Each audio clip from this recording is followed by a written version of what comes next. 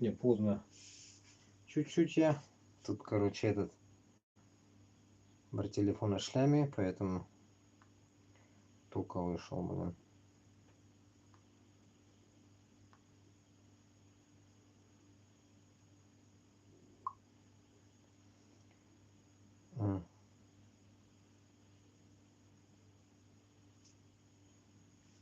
Короче, пока этот копошился, короче. Хотел просто этот несколько телефонов, но получилось так, что опять этот говно телефон не заряжается. Пришлось его, блин, прихерачить вот сюда. Ну, хочется, короче, по всем каналам выходить. Ну, по новостям, наверное, пройдемся, да, сегодня? По новостям будем проходить. Так. Просто я уже более-менее место себя откопытил, чтобы удобно было место. Так, один человек справа, слева тренькивает. Так. Один я вот так сделал, потому что у меня не держит зарядку. Я его еле как прихерачил. Надеюсь, он теперь на электричестве постоянно будет. Не держит, короче, этот зарядник. Ну, по новостям больно что там. Такого сверхъестественного я ничего не видел. Бомбят, заебали уже.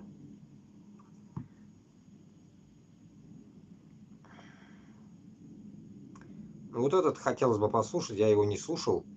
Этого Руслана Айсина. Новый Иван Грозный, идет татары старая или новая нация. Вот этот давайте с него начнем. О чем он говорит? Если интересно будет, послушаем. Не интересно, не будем слушать.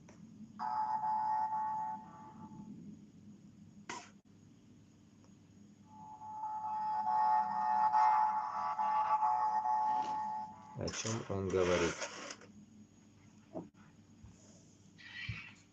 Так, Халид Кишлер, салам алейкум. О, впервые татарча говорит он. О. Добрый вечер. Вас приветствует Руслан Айсин на канале Подполит. Сегодняшняя наша беседа будет проистекать на русском языке. Мы так просили, чтобы охватить аудиторию, но при этом я, конечно, буду какие-то тезисы краплять на татарском языке. Или же Сарвар разболса, если у вас будут вопросы, пожалуйста, адресуйте на любом языке. Я постараюсь ответить, если они нас заинтересуют. Итак, сегодняшняя тема посвящена, важной, на мой взгляд. Вопрос, говорит, заинтересует. А тут у него 16 комментариев всего лишь. И тут потом почитаем интересные вопросы. Но меня убило то, что нас, говорит, заинтересует. Я буду, говорит, читать твои вопросы. Я просто поражаюсь, блядь. Зачем обделять, блядь? Читай все вопросы. У него всего лишь 16, блядь, комментариев. Концептуальной теме, что такое нация, кем являются татары, почему, в общем-то, мы можем говорить о наступлении, втором нашествии Ивана Грозного, чем это символически, культурологически, политически связано, с чем. Тема достаточно сложная, поэтому я, возможно, не смогу ее раскрыть всецело и всетотально в сегодняшнем эфире, но как бы там ни было, с вашей помощью, иншаллах, Аллах байрса, безана улрачанс. Перед этим я вас просил подписаться и поставить соответствующие лайки для продвижения нашего канала Подполит. Итак, есть очень интересный момент. Что же такое народ? Ну давай. В татарском языке есть понятие народ, которое переводится как халак. Халк, фактически. В татарской транскрипции да, Халк. Несколько удлинился. Халк? Шрек. Еще Вот очень можно важно назвать, понимать, что народ с точки зрения символика политологического, это некая группа, которая исключена, к сожалению, из политики. Поэтому в нашем случае правомочно говорить миллят. Арабское слово. Оно более глубокое, потому что оно подразумевает не только этническую, но прежде всего религиозно-идеологическую форму объединения и бытования некого сообщества. Ну, например, вы знаете, в Коране сказано «Муса миллятте», да, «Аиса алейхиссалам миллятте». И в османской державе религиозные группы назывались миллятами. То есть это больше, чем народ, чем нация в его европейской и нововременной интерпретации. Вообще, надо сказать, что любая трактовка политического смысла термина «народ» должна отталкиваться от того особого факта, что в современных европейских языках уж так получилось, потому что так или иначе концепция нации, о которой мы говорим, о которой многие привязаны, она все равно связана с европейской традицией, в общем-то говоря, поэтому у татар вопрос национального строительства среди практически всех тюркских народов в свое время был передовой. Почему? Ну, потому что не было своей статусности, Я сознательно, как вы знаете, исключаю такое понятие, как государство, потому что она не соответствует нашему пониманию, как оно должно быть. Государство – это господарство. Введенное в оборот еще при Иване III означало, что государь и господарство – это придворные, те, кто подчинены, холопы. То есть господарство и государство – это государь и холопский двор. В нашем случае это даулят. А даулят – это не прямой перевод государства, как его переводят. Вот калькированные переводы, они всегда грешат такой вот ерундой. Даулят, ну вот я помню, моя бабушка покойная научила меня в детстве дуа изге даулят дыньява ахирят. Вот такой тезис, да. Даулят – это мул, то есть благосостояние, оно так и переводится. В арабском дауля как благосостояние, один раз в Коране встречается. Это понятие, в том числе, если мы говорим о европейских языках, слово рай. Дауляти. Арабы говорят дауляти. Рай – это тоже благосостояние, откуда происходит индоевропейское санскритское слово рай. И рияд. В арабском означает сады. Рияд, да? Столица нынешней Саудии. И здесь вы понимаете, что это сильно меняет оптику восприятия. Или мы строим господарство, где есть прослойка и есть народ, а я поясню, почему народ исключается из политики сознательно. Халак. Не нация, не миллят, не нейшн. Да? Потому что в европейских языках слово «народ» всегда означало бедных, неимущих и исключенных.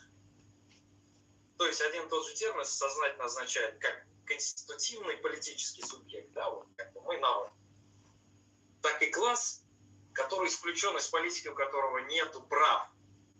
Вот в чем дело. Когда мы говорим «народ», мы сознательно и несознательно опрокидываем на себя это понятийное ведро. Мы исключенный класс, прекариат еще к тому же есть.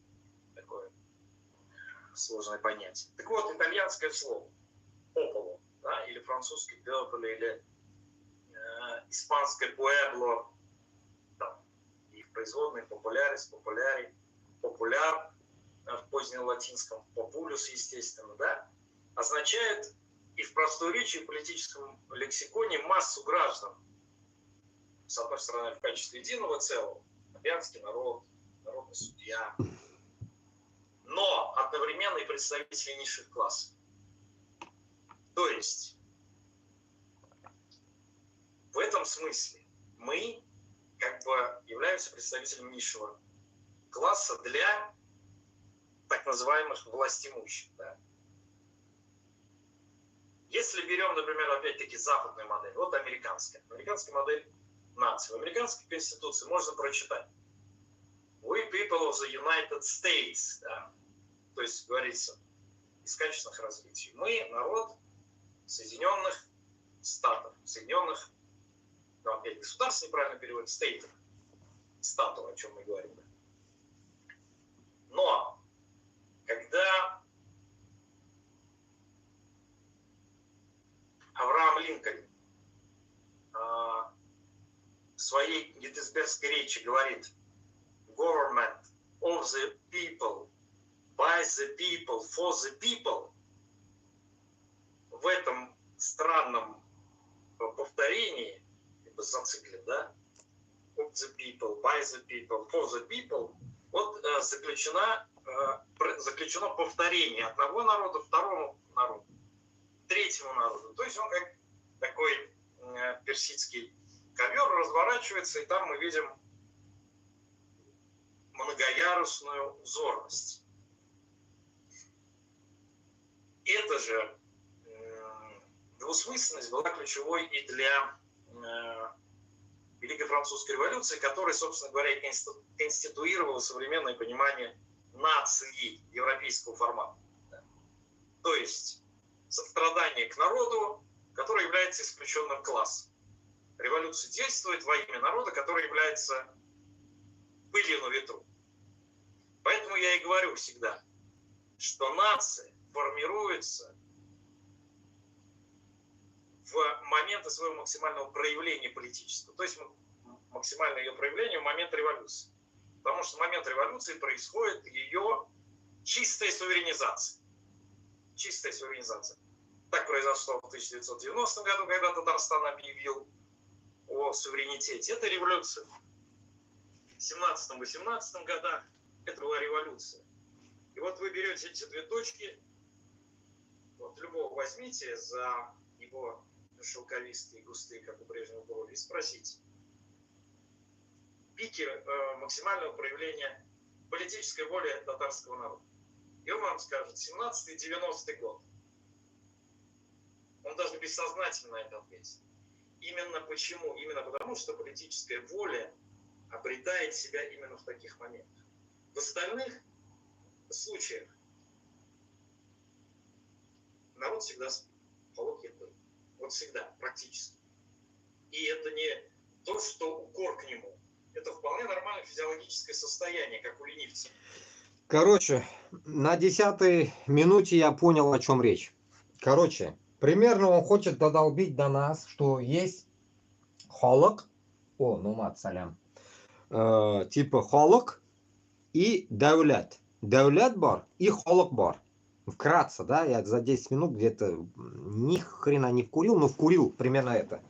И тут давайте зайдем в пару комментариев, от 16 комментариев, что-нибудь почитаем интересное. Первый комментарий час назад было, короче. И еще 5 минут назад было, 26 минут назад было. Ну, короче, такой. Обстоятельный и спокойный выпуск, многие вопросы оговорили. Окей. Тут чеченец вроде пишет. На чеченском языке тоже есть халк и кам. Кам, наверное, каум. Кам, они говорят каум, наверное, да? Они вот этот каум, наверное, чеченцы к с твердым знаком ам. Кам. Наверное, каумом они как бы, ну так скажем, каум это на нашем это что это род, да, или что это группировка, род, да. Как-то не думал об этом. Халк это более нейтральное в политическом плане национальная идентичность всего чеченского народа, а вот кам уже более политическая идентичность чеченского народа, где национальность идет за политической идентичностью. Очень ценная мысль, Русланбек, как говорит твой тезка. Окей.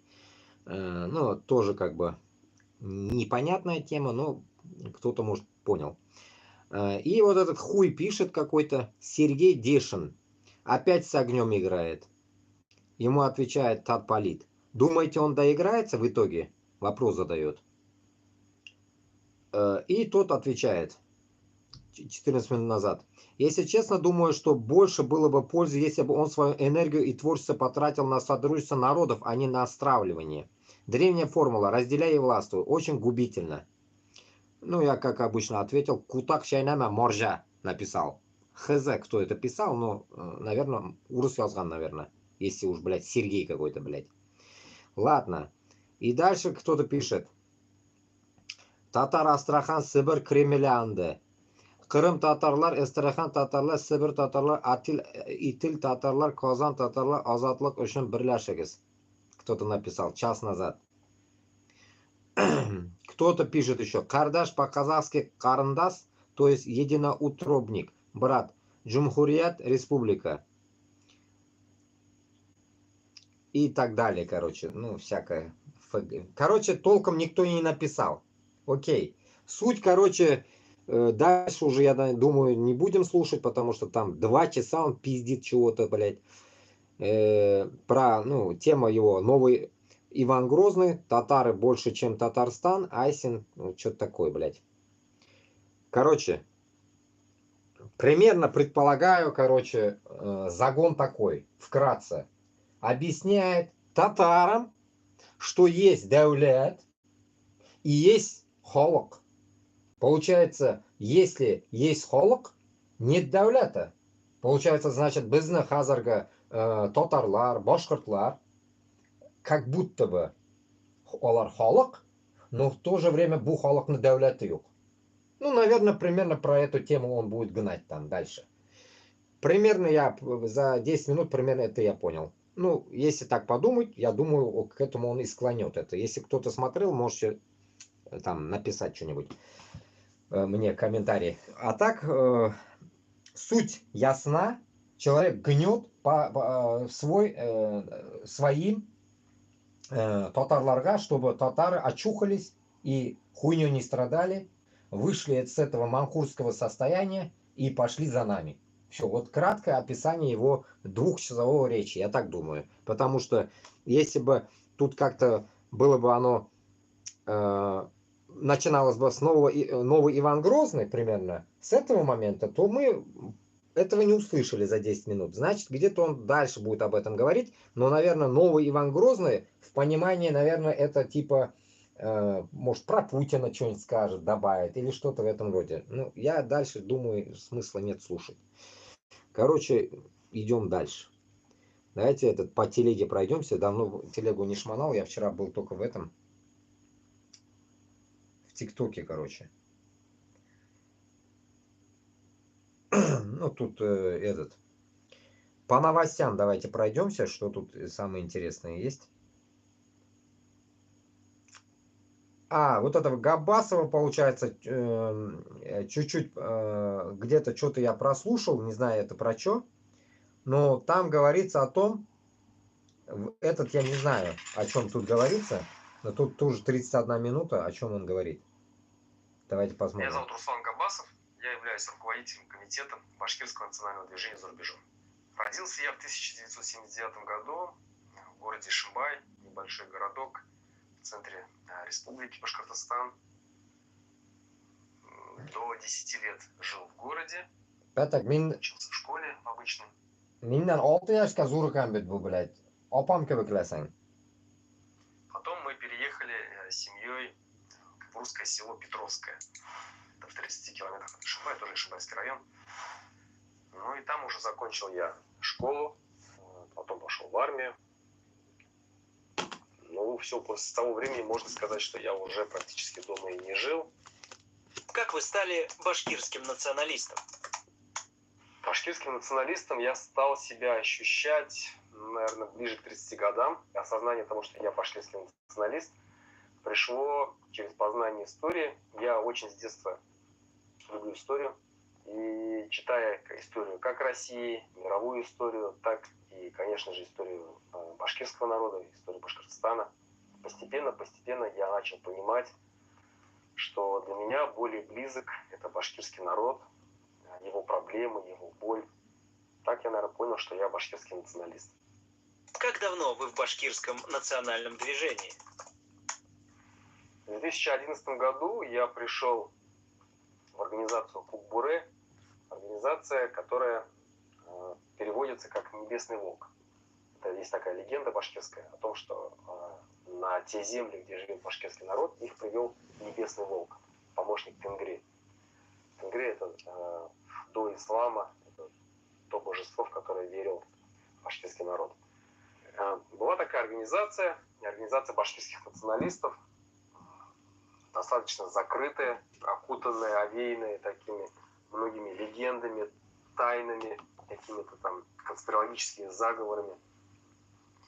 Мне было всегда интересно, как бы, вот когда я прочитал о ней первый раз, услышал, мне захотелось в нее попасть.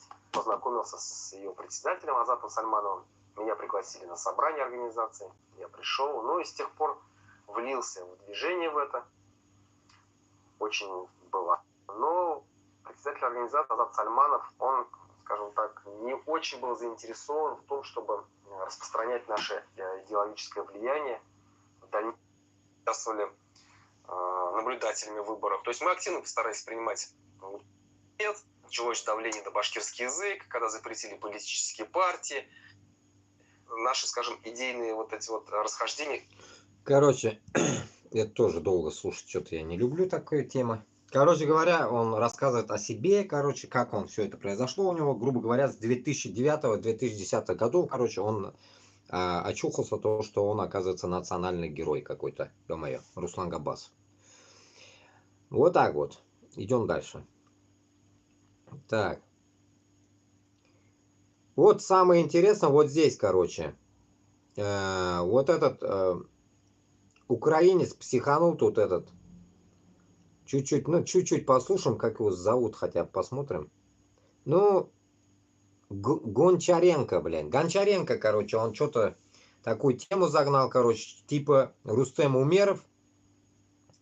Коррупция, вся фигня, короче. Я думал, блин, коррупция есть только в России, а оказывается в Украине тоже коррупция. Заебали, блядь. Я же говорю, блядь, СССР наш не изменить. Я же изначально в своих, во всех эфирах говорил, блядь. И этим французам тоже об этом никак не могу додолбить, блядь.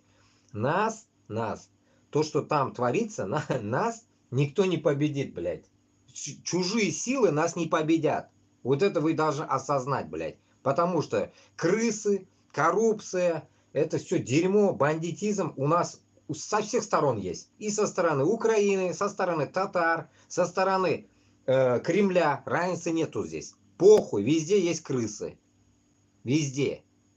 Не говоря о том, что там этот, еще кое-какие там новости слушал, как и вот это, в окопах мучают, добавок еще, блядь, нахуй. Ну, в Украине вроде такого нету, а вот в этой Русне сраной, блядь, есть, в окопах мучают, блядь, в клетках, блядь, собачьих держат, блядь, ну, пиздец там полный.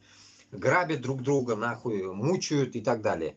И вдобавок вот это еще слышишь, что, блядь, крысятничество в Украине, ну, это пиздец, нахуй. А сыр-бор весь там творится о том, что, блядь, сделали какие-то бракованные мины, который реально показывает там на видео, стреляет, блядь, 5 штук перестрелял и нихуя не спрыгнуло, оно не улетело даже. Там метров 10 только, и один вообще застрял, блядь, в этой хуйне, блядь, стреляющей. Ну, артиллерия, наверное, или как эта хуйня называется, это на земле хуета стоит, туда грузят и стреляют. И в итоге получается коррупция, 100 тысяч или сколько он сказал, 100 тысяч, да, 100 тысяч штук сделали и все бракованное, пиздец, блядь, нахуй. И поэтому вот сейчас думают, что, блядь, наехать на этого, вот этого, как его зовут, блядь, на вот этого, Умерова, Рустем Умерова, короче, хотят наехать, получается. Вот такая канитель, блядь, полная жопа. Что за дерьмо, блядь, что с интернетом, блядь. Интернет, сука, глюки ловит. Вот такая тема, поэтому я считаю, блядь, здесь удивляться не о чем даже, о том, что, блядь, вот это дерьмо, которое творится в этом чертом, получается,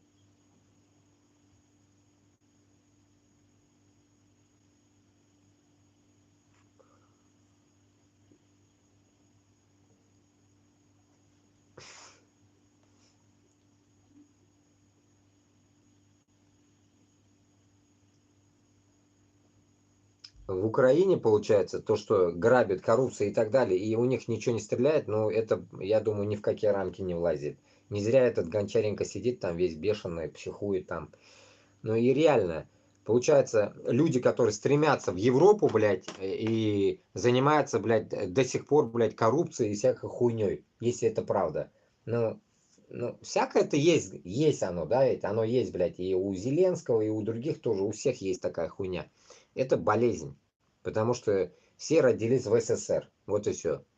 Как говорится, кривые нахуй руки, шальные, блядь. И вот дальше идем.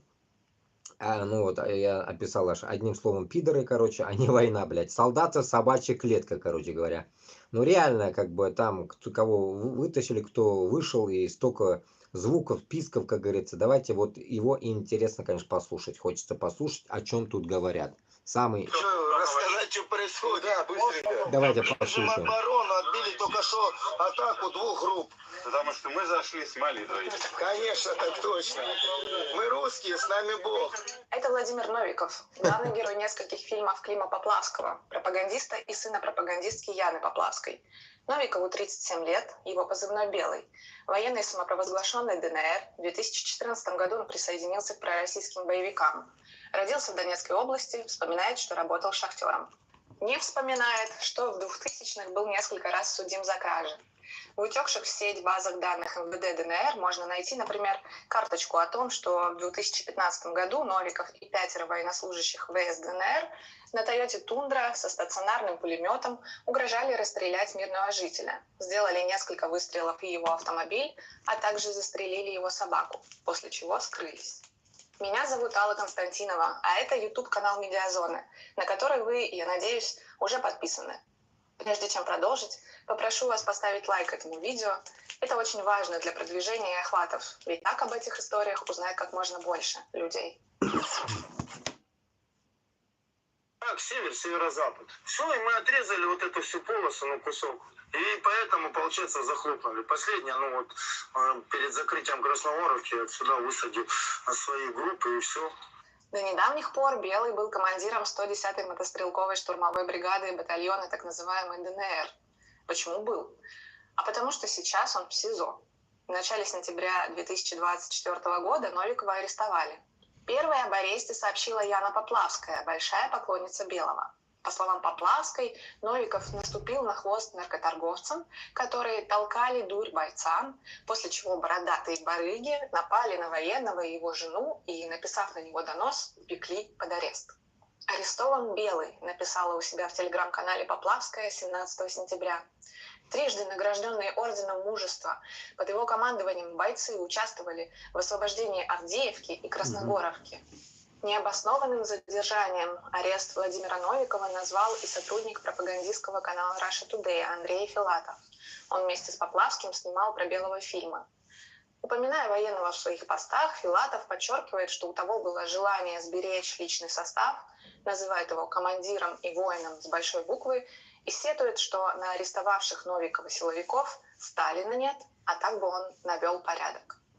Свою версию причины ареста Новикова-Белого 11 ноября опубликовал связанный с силовиками анонимный телеграм-канал ВЧК УГПУ.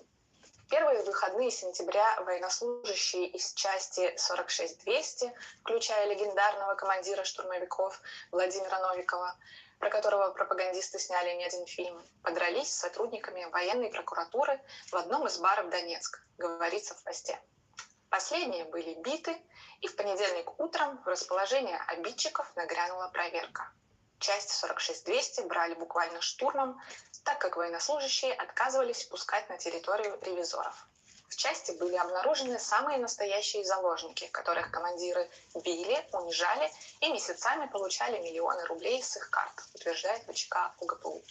На момент проверки в собачьих вольерах были обнаружены 17 военнослужащих части возрастом от 19 до 40 лет. Все они подвергались пыткам и дали показания на командиров, говорится в посте. Помимо Новикова, вторым обвиняемым в следствии считают некого Гвоздева А.А. с позывным «Гвоздь», продолжают авторы сообщения. По их данным, против Новикова и Гвоздева было возбуждено уголовное дело по статьям за разбой, вымогательство и похищение человека. Спасенные заявили, что им повезло, так как заложников, которые были до них, обнулили, пишет ВЧК УГПУ, публикуя список фамилий освобожденных военнослужащих. Отчасти это нашло подтверждение в том, что один из рядовых части был замечен за тем, что пытался найти медиков, которые смогут отправить скелетированные останки под фамилиями павших бойцов, списать убитых домой. То есть давайте зафиксируем. Пропагандисты называют Белого героем, а близкий к силовикам телеграм-канал садистом – все так. ВЧК УГПУ опубликовал список фамилий, инициалов и годов рождения тех 17... Этот ублюдок белый, вот этот, блядь. Как, блядь, из фильма прям «Белая бригада», нахуй. Этот Кутакбаш 87-го года, блядь, ублюдок, блядь. Считай, блядь, грубо говоря, даже не взрослый, не молодой. Так, 37 лет, да, блядь. Всяко, блядь, человек в это время, блядь, должен быть семейный, с детьми и так далее. А этот, блядь, натуральный, нахуй, маньяк, который, блядь, нахуй, своих же там, блядь, мочил, издевался и так далее. И самое интересное, блядь, там имена такие, блядь, то ли кабардинцы, блядь, то ли что-то такое, блядь. Главное, вот таких людей там мучили. Я в ахуе просто. Как это так, блядь, Кабарду, Кавказ, грубо говоря, блядь, мучают узкожопые, блядь. Узкожопые, получается, мучают Кабарду, блядь. Что-то удивительное, нахуй. Это нужно ведь до такого себе быть лохами, что ли? Или я что-то я не понял, блядь. И также, блядь, башкиртов и татар, наверное, тоже мучают, наверное, хули. 15 военнослужащих, которых, по данным канала, нашли в воинской части под Донецком, в собачьих вольерах. Мы подумали, а давайте попробуем проверить, существуют ли эти люди. Оказалось, еще как существуют. Вот, например, список с данными 6 мужчин, чьи фамилии, инициалы и года рождения полностью совпадают с указанными военнослужащими в списке. Все 6 мужчин, согласно базе российских судов, были осуждены в последние 2 года, за исключением одного военнослужащего. Спойлер, с ним мы даже потом поговорим. Обязательно досмотрите этот ролик до конца. Личности еще 3 военнослужащих из списка, опубликованного в ВЧК УГПУ, в разговоре с Медиазоной подтвердили их матери. Да, он был в плену у своих же, рассказывает Медиазоне пожилая мама 23-летнего Аслана Агачева из Карачаева-Черкесии, отказавшаяся называть свое имя. Били палками. Когда уже он в больницу попал, мы узнали. Карачаево-Черкесия, блядь, оказывается. Это не Кабарда, да? Я так и не понял, блядь. Карачаево-Черкесия. Черкесы, Карачаево-Черкесия. Кабардинск, Кабарда, Карачаево-Черкесия. Ебаный в рот. Хуй поймешь там, блядь, у них. В 2023 году водитель мусоровоза Агачев подписал контракт с Минобороны, потому что хотел побоевать, испытать судьбу, продолжает его мама. Долбоёб. Прогуляв отпуск, мужчина вовремя не вернулся в часть, после чего в январе 2024 года Крымский гарнизонный военный суд назначил ему 3,5 года колонии за самовольное оставление места службы. Там он подписал контракт с Минобороны и вернулся на войну. Мать Агачева видела пост в телеграм-канале ВЧК УГПУ и говорит, что там все правда, кроме перепутанного номера воинской части, к которой был прикреплен ее сын. Верный номер 42600. По словам женщины, в плену ее сын провел дней 10 с конца августа. После длительного перерыва сын позвонил ей 11 сентября, но подробностей не рассказывал. В заточении сын находился с ранениями, которые загнили. Мужчина до сих пор проходит лечение в то ли больнице, то ли госпитале в Донецке, говорит Агачева. Она подбирает слова и рассказывает, что командир сына, Новиков, практиковал это все издевательски. Однако подробности рассказывать не хочет. Сын говорит ей, что хочет все это забыть и отказывается вспоминать пребывание в плену. Мать Александра Кундирова, еще одна. Карачаево-Черкесия, это мусульмане или эти, блядь, опять ебаные крестоносцы, блядь? Кто они, блядь? Не в курсах? Кто знает, напишите, пожалуйста. Военнослужащего, чьи данные совпадают с данными людей из списка, рассказала Медиазоне, что ее сын находится в Донецкой области, в Макеевке. По ее словам, в августе ее 40-летний сын был в Краснодаре, а потом опять уехал в Донецкую область, но ничего про плен матери не говорил. Контракт с Минобороны Кундиров заключил в феврале 2024 года, пока находился в заключении в Ставрополе, говорит женщина. В октябре 2023 года Кориновский районный суд Краснодарского края назначил Кундирову 3 года и 9 месяцев колонии строгого режима по статьям о разбое в составе группы лиц, попытке грабежа с применением насилия и попытке оскорбления представителя власти. А вот осужденный за разбой 37-летний Виктор Мишагин из Зеленокумска Ставропольского края рассказывал много страшных подробностей своей матери. Он тоже был в числе тех пленных солдат, которых командиры держали в клетках, и тоже в колонии подписал контракт с Минобороны. По словам мужчины, помещение, в котором человек 19 держали командиры, было размером как собачья будка. Витя мне все время говорил, что в клетке сидели они, вспоминает Наталья Котелевских, мама Мишагина. Я еще говорю, это что, будка, что ли, собачья? О том, что сын был в плену у сослуживцев, Наталья узнала в сентябре. Сын позвонил, рассказал, что их освободили ОМОНовцы. Начала у него спрашивать, рассказал, что они над ними издевались, что избивали, деньги требовали. Я говорю, а ты отдал? Ну да, говорит. Знаю, что били его очень сильно. Он рассказывал, мама, они черенок от лопаты об нас разбивали. По словам Котелевских, еще до помещения в клетку сын рассказывал ей, что над ним издевается заместитель Новикова Александр Гвоздев. Сын рассказывал... Вот здесь остановим. Представляете, да? Джаханнам юлундағы молайлар, которые пошли, блядь, по сути уже они, блядь, по адской дорожке идут. По сути, и этот, блядь, Новиков, и те другие, все, блядь, это Кабарда или это Черкесск, блядь, ебаный, все. И самое главное, им еще одно испытание дает Аллах Та'аля, избивать. Их избивают. И даже в этот момент они не могут прочухать, что, блядь, что-то не то ведь, блядь. Что-то ведь не то, блядь. Нас почему тут избивают? Почему нас, блядь, в мясные штурмы кидают и так далее? Они не могут вдуплиться, нахуй. Это до такой степени, нахуй, быдло народ, блядь, которые, блядь, помешаны или на деньгах, или ихний внутренний шайтан, блядь, приукрасил до такого степени, что, блядь, у них страх, нахуй, страх перед своими начальствами. Или вот что-то вот из этих, блядь, нахуй, 2-3 вариантов, блядь, они долбоебы конкретные, блядь. Как можно, нахуй, блядь, терпеть свое издевательство, 19 человек, нахуй, в будке какой-то собачьей, грубо говоря, да, это, ну, маленькая комнатушка, наверное, уж явно не будка, блядь.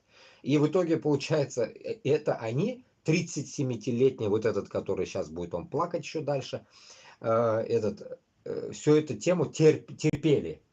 Как можно, блядь, 19 человек терпели, ёб твою мать, я не могу понять, нахуй. Допустим, возьмем вариант, блядь, такой речи. Допустим, я иду вот по Уфе, и на меня нападают, допустим, какие-то мужики. Ну, по 37 лет им тоже пусть будет, да, допустим. Ну, хуй с ним, как мне 39, блядь, будет. Нападают черенками, лопатами. Ну, я, наверное, отбиваться буду, тогда буду хуяриться, наверное, да, примерно так же. А почему эта хуйня не работает в армии?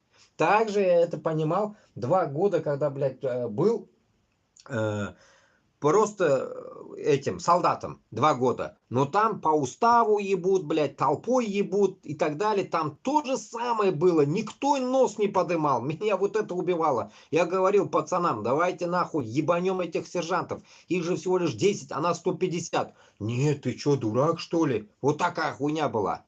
И тут то же самое такое, значит, получается. Значит, получается, это реально нахуй тупорылый народ, над которыми нужно всегда управлять. Они, как говорится, ждут управленца всегда. Они не могут сами нахуй себя, блядь, как-то, блядь, ну, использовать, блядь, в правильном русле, да, получается. Если ты увидел, что там убивают людей, какого хуя ты туда вообще пошел, блядь? Нахуя ты туда пошел и нахуя за деньги идут туда, я не могу понять, блядь. Получается, значит, по идее, блядь, даже про них может и говорить не о чем, блядь, нахуй. Отморозки, блядь, пусть сдохнут. Нахуй они нам нужны, да ведь? Но просто, блядь, нахуй, может, я из-за того, что, блядь, у меня все-таки есть, блядь, какая-то человечность, наверное, да, я не могу мимо пройти вот этого, блядь, ебанизма и пытаюсь, блядь, показать башкиртам и татарам, и чеченцам, и дагестанцам, что нехуй там делать.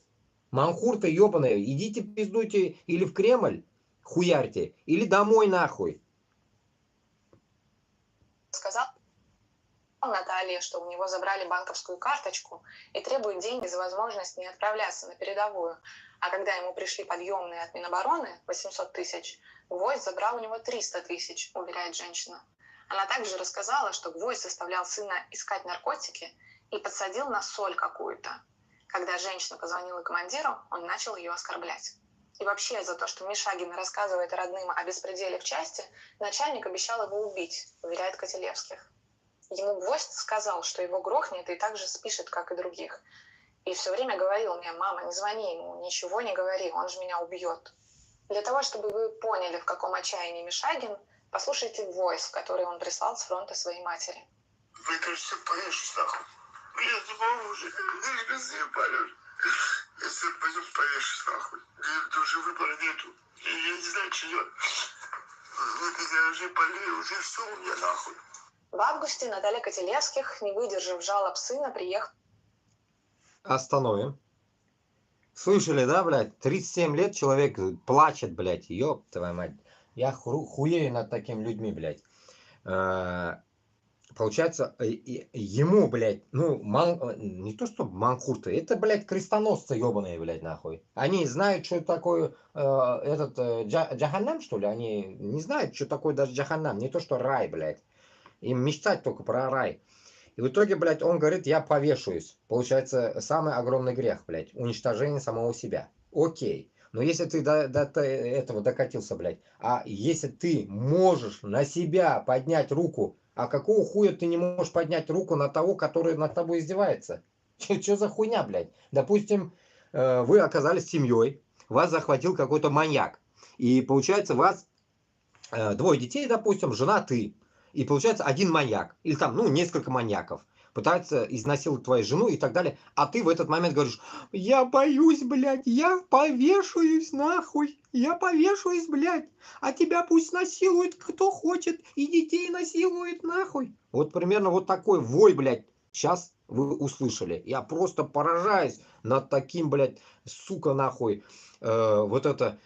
страхом, блядь, я просто поражаюсь, блядь. Нет, нахуй, у него тоже, наверное, до этого был автомат, там, штык-нож, блядь, ну, что-то там было, ну, кулаки, наконец, блядь, что-нибудь-то. Если тебе кто-то заходит, как-то что-то, блядь, когда они издеваются, ты что, не можешь ответку дать? Вот это меня убивает, блядь.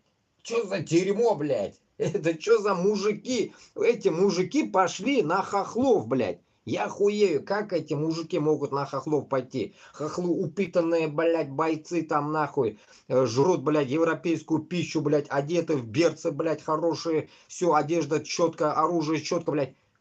Вы ебанутые? Вы ебанутые? Вы самих себя не можете преодолеть? Вы, долбоебы, идете воевать против хохлов? Что-то я не могу понять, нахуй.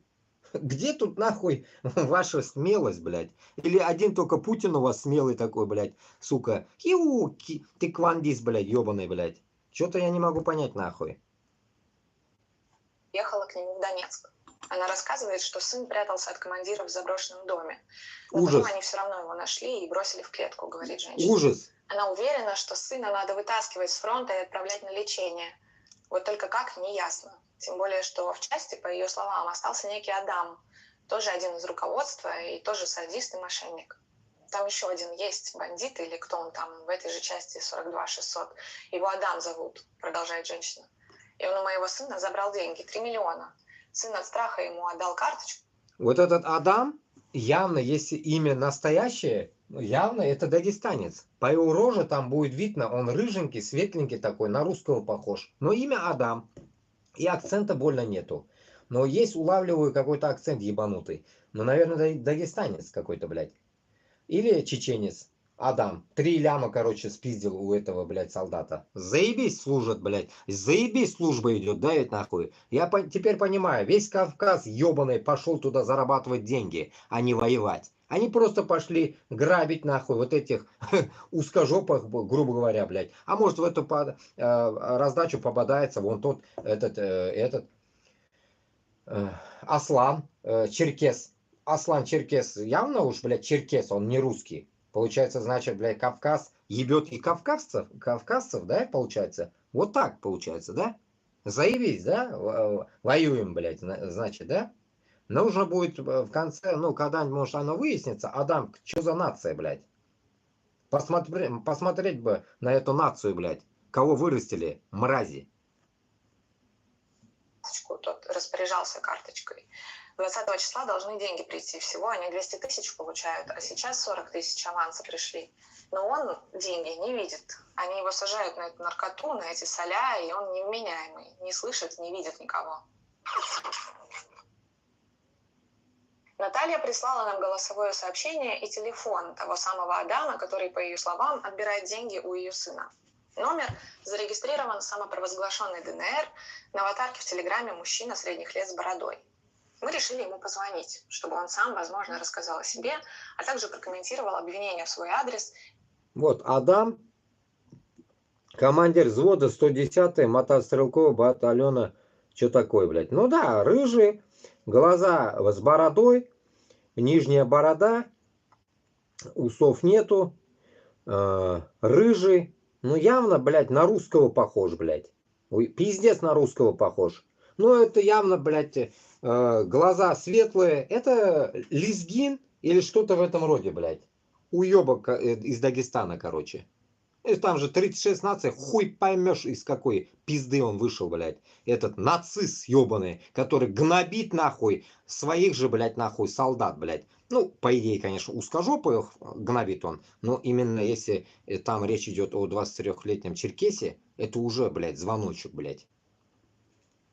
И в адрес своих командиров. Подробности о себе Адам рассказывать не стал, даже фамилию, сказав, что опасается за безопасность своих родственников. Первым делом Адам уточнил, что он сам командир взвода и арестованного Владимира Новикова, Белого, не замещает, как и второго задержанного военного Гвоздя. Кстати, по словам Адама, Александр Гвоздев сейчас тоже в СИЗО, хотя об его аресте Z-каналы не сообщали вообще. Итак, по словам Адама, он ужаснулся, когда прочитал про арест командира и про обвинения, которые ему предъявляют. Он уверяет, что Новиков не просто не истязал своих подчиненных, но наоборот был слишком мягким. Даже ни разу не стрелял в своих. Послушайте сами. У нас война, и у нас наше подразделение, оно, я считаю, еще развалилось, знаете почему? Потому что Новиков, Владимир Новиков, наш командир, да, которого сейчас нет с нами, он слишком мягок к многим людям, слишком мягок. Намного жестче ситуация в других боевых подразделениях, намного жестче. И я это не по слухам знаю, я это видел. Я это видел, насколько жестко относятся в других подразделениях. По уставу службы Российской Федерации, если за неподчинение командиру, командир имеет право застрелить человека во время боевых действий. Все об этом знают. У нас ни разу не было этого, ни разу Новиков, чтобы кого-то застрелил. Были случаи у нас на фронте, то не лично у нас, да, а были случаи в других подразделениях, где военнослужащие разворачивались и начинали стрелять своих. Очень много случаев, насколько мне известно, когда военнослужащие переходят на сторону врага и рассказывают военные тайны другим своим нашим врагам. Военные тайны рассказывают, где живут матери, рассказывают, где живут семьи. Вы представляете, что это такое вообще на самом деле? Вопрос, какие же тогда наказания были предусмотрены в воинской части для в чем-то провинившихся военнослужащих, тот ответил про наряды вне очереди и заверил, что про физические наказания в части не слышал. А вот, услышав словосочетание «собачий вольер», Адам посмеялся. То есть, вы знаете, я вам как скажу, тут здесь какие-то есть, может быть, где-то кого-то в пьяном состоянии закрыли в комнату. Ну, бывает, что человек где-то себе позволил. Ну, это не собачий вольер, это помещение. Адам из ДНР. Адам из ДНР. Я считаю, блядь, это может быть даже какой-то нахуй, не то что дагестанец, блядь, но по виду его, блядь, хуй поймешь, что за смесь бульдога с носорогом, блядь, из ДНР, блядь. Откуда он пригнан туда, блядь, интересно, блядь. Вот этот командир взвода 110-й, блядь, мотострелковой бригады ДНР, блядь. Может, блядь, акцент его не могу поймать, нахуй. Может, изменен тут голос, блядь, но он может быть даже каким-то, нахуй, Адам, блядь, крымским татаром, блядь. Крымский татарский говор, блядь, может быть. Потому что больно чисто говорит, без каких-то, блядь, зареканий, нахуй. А дагестанцы и чеченцы так не могут говорить больно сильно. Хуй поймешь, блядь. Смесь бульдога с носорогом, блядь, тут. Адам имя. Может, имя тоже изменили, блядь, эти долбоебы. Адамом назвали.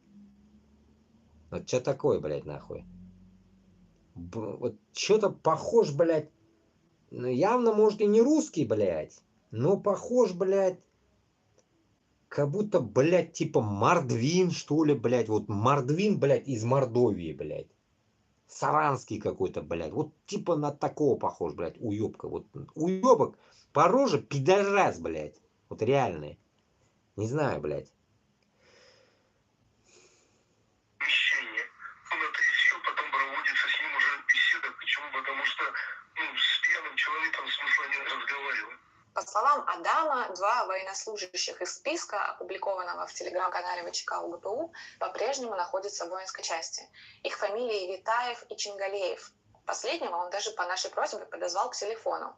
Алексей Чингалеев, осужденный в 2018 году в Асбесте за хищение имущества, рассказал, что вступил в 2022 году в ЧВК Вагнера, и сейчас все его судимости погашены. Он признает, что однажды позволил себе лишнего.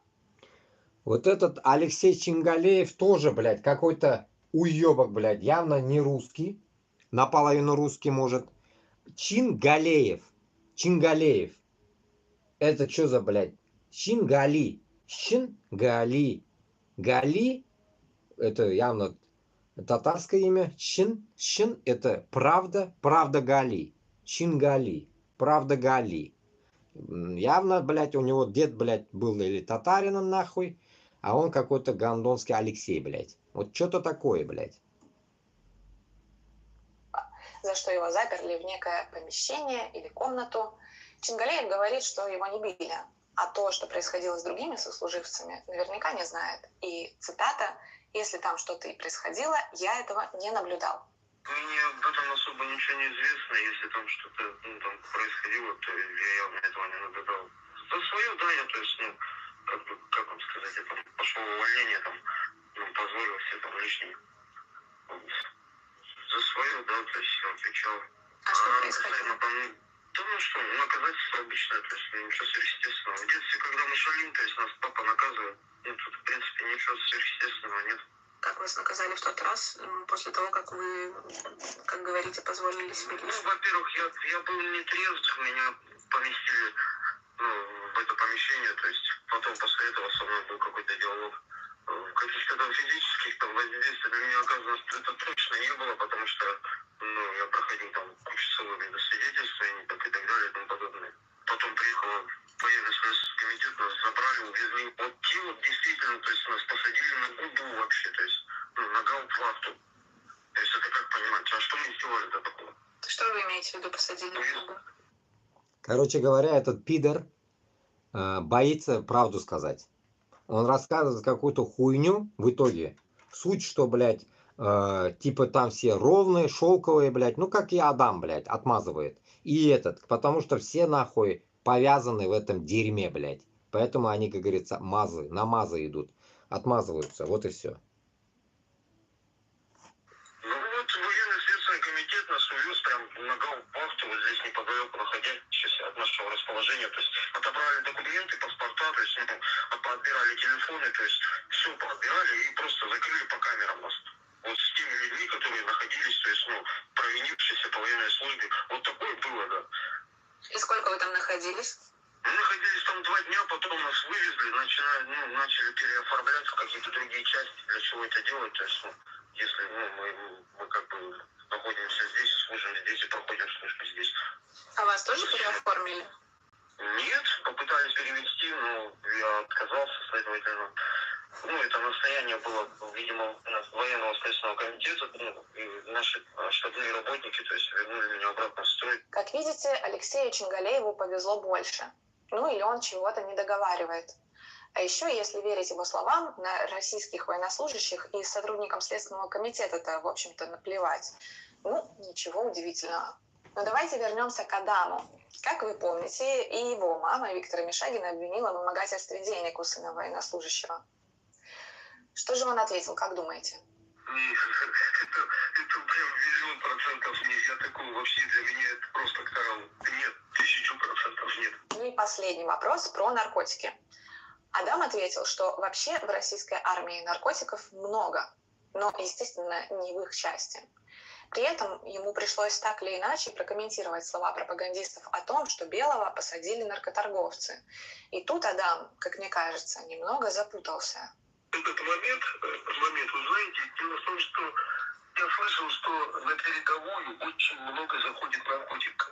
Очень много. То есть, вы понимаете, территория части, слово территория части подразумевает под собой расположение воинского подразделения, где его полностью досконально проверяют. Это же эти люди выходят извне части, выезжают, едут на боевые задания, возвращаются с боевых заданий, то там запросто этот человек может где-то воспользоваться какими-то своими связями, знакомствами, дабы приобрести данное вещество. Поэтому то, что я слышал, что было вообще как караул начался, то я хотел как-то пытаться все это дело уничтожить. Дальше я не знаю, были ли наркоторговцы или нет, я этого не знаю. Но что имело быть, что он возмущался, как так вообще, пускай, говорит, украинская армия употребляет эти наркотики хоть в полном объеме, мои пацаны, никто не имеет права употреблять эти наркотики. Почему? Потому что, говорит, они сходят с ума, а нам сумасшедшие воины не нужны. Больше подробностей у нас на сайте. Все ссылки вы найдете под этим роликом. Спасибо, что досмотрели это видео до конца.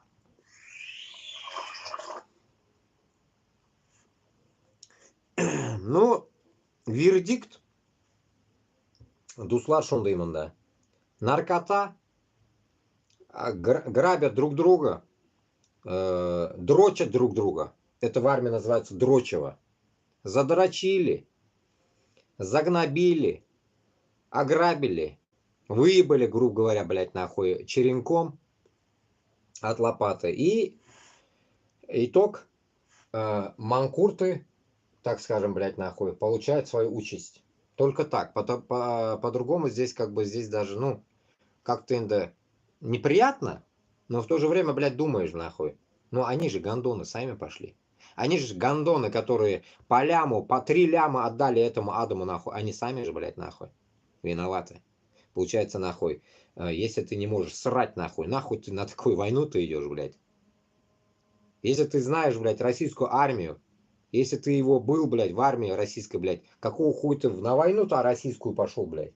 С узкожопами рядом не то, что, блядь, воевать. Срать нельзя. С ними срать садиться нельзя, опасно, блядь. Потому что, нахуй, твое говно, которое ты высрал, спиздеют. Понимаете? Вот до такой степени, нахуй, какие ничтожные, блядь, эти узкожопые, нахуй. Любой, нахуй, категории. Начиная от пидора Путина, заканчивая последнего, нахуй, бурлака на Волге. Гондоны.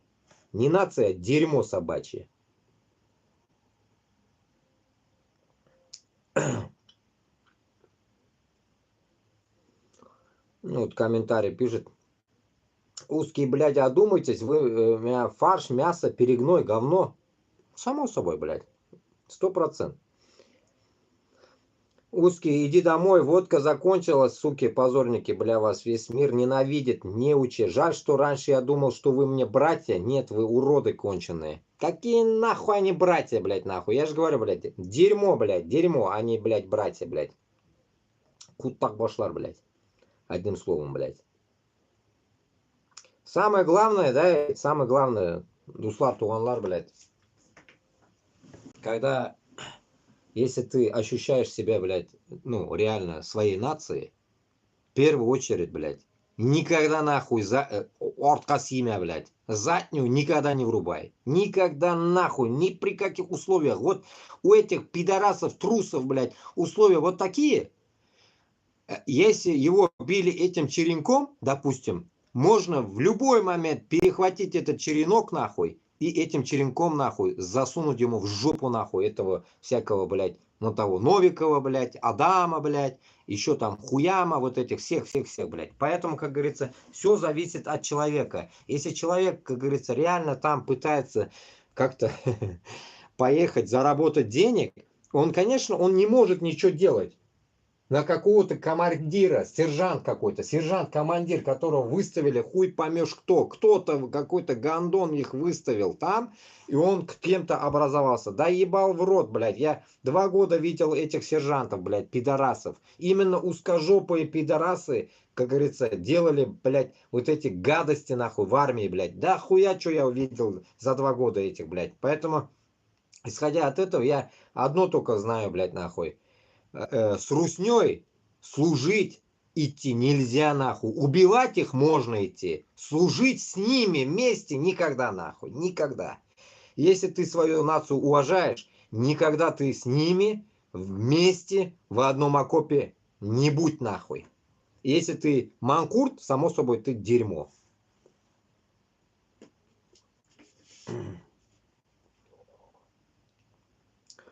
Россия признает талибов. Вот здесь, как я в своих других эфирах хотел, ну, всегда говорил, вот добавлю чуть-чуть, да, смотрите, насчет башкиртов и татар, насчет Афгана.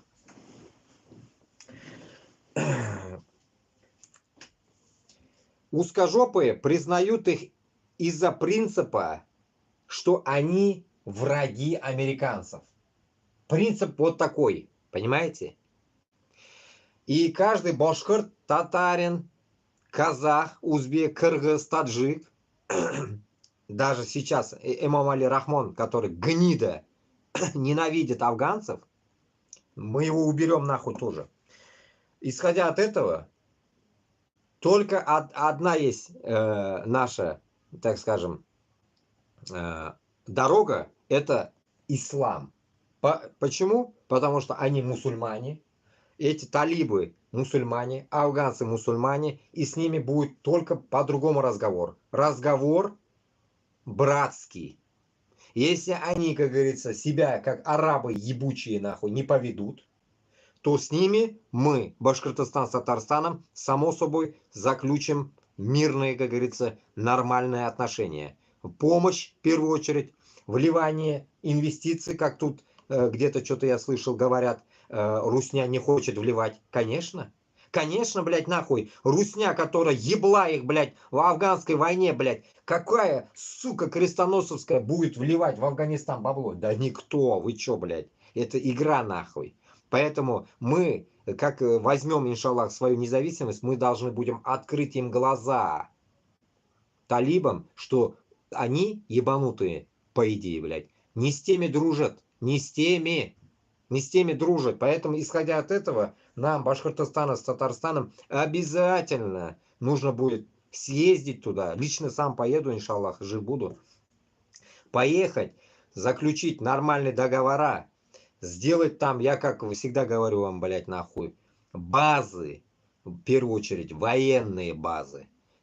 Во-вторых, блядь, все чики-пики, порядок навести там, блядь. Привести цивилизацию башкирскую, татарскую, казахскую, узбекскую цивилизацию им, блядь. Все ихние пещерные дома, которые живут в пещерах, блядь, эти афганцы, это наши мусульмане, которые в нищете живут. Помочь им. Завести древесины, если надо. Завести, блядь, стройматериалов, нахуй, если надо. Построить элитные дома. Создать экологию. Порядок, нахуй. Вот это анашаевские, блядь, поля все срубить нахуй. На эти анаша поля, блядь, как это, сажать, блядь, хлопок, блядь. Что растет?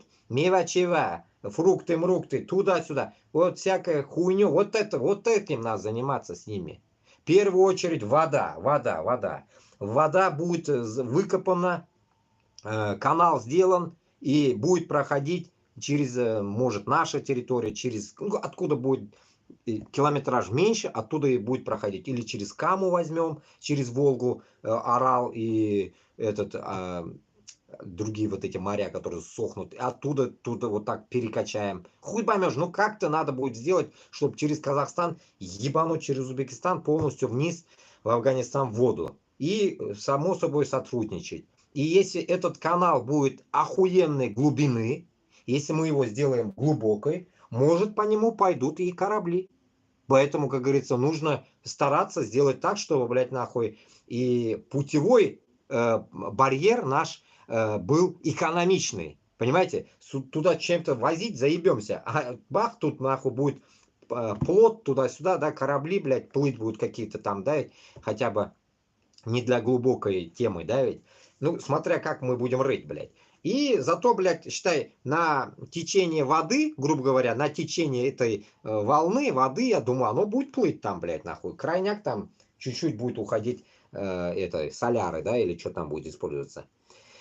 Ну, по крайней мере, блядь, эти дела как раз-таки будут и называться экономическим проектом, я думаю, всей вот этой басутой, начиная с Татарстана и заканчивая Узбекистана, вот все вот эти страны, я думаю, обязаны будут помочь Афганистану. Обязаны.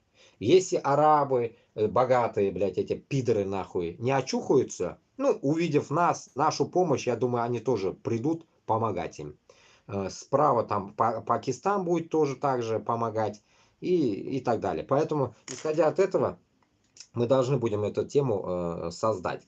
И это будет не в том смысле, блядь, причина помочь им, а именно будет система, так скажем, блядь, признания их, что они тоже люди.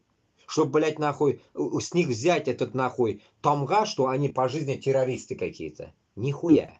Они просто, нахуй, как говорится, хотели, как говорится, защитить свою родину. Я это понимаю только таким образом. И никакого террора, может, и не было бы там, если бы гондоны американцы, эти, блядь, узкожопые, не напали бы на них. Я считаю, что, блядь, нахуй, это то же самое, что мы в данный момент, блядь, Чечня, Дагестан, Башкортостан и так далее, все регионы, Татарстан, в таком же положении. Просто они отбились, а мы трусы. Вот и все. Поэтому, как говорится, оценивайте свои, как говорится, нахуй, силенки, блядь. Они, как говорится, гайблягис, гайб ёпмагыс афганларга. Примерно так. Не вините нахуй их. Так, как Путин воровал 90-е, цензура в кино, кто стучит на режиссера, Кремль боится юмора. Ну, короче, говорят тут о чем я не знаю. Это Ходорковский, наверное. Ходорковского я больно не смотрю, конечно, но гондонский еврей, короче. Так. Ну, как обычно, вот здесь видос, блядь, суперджет горит на глазах иностранцев, блядь. Ну да, в Анталии или в Анкаре, блядь, суперджет горит, нахуй, заебись, заебись, нахуй, блядь. Оно так и будет, нахуй, потому что, блядь, санкции, вся хуйня, нахуй, будет все равно жрать их, блядь.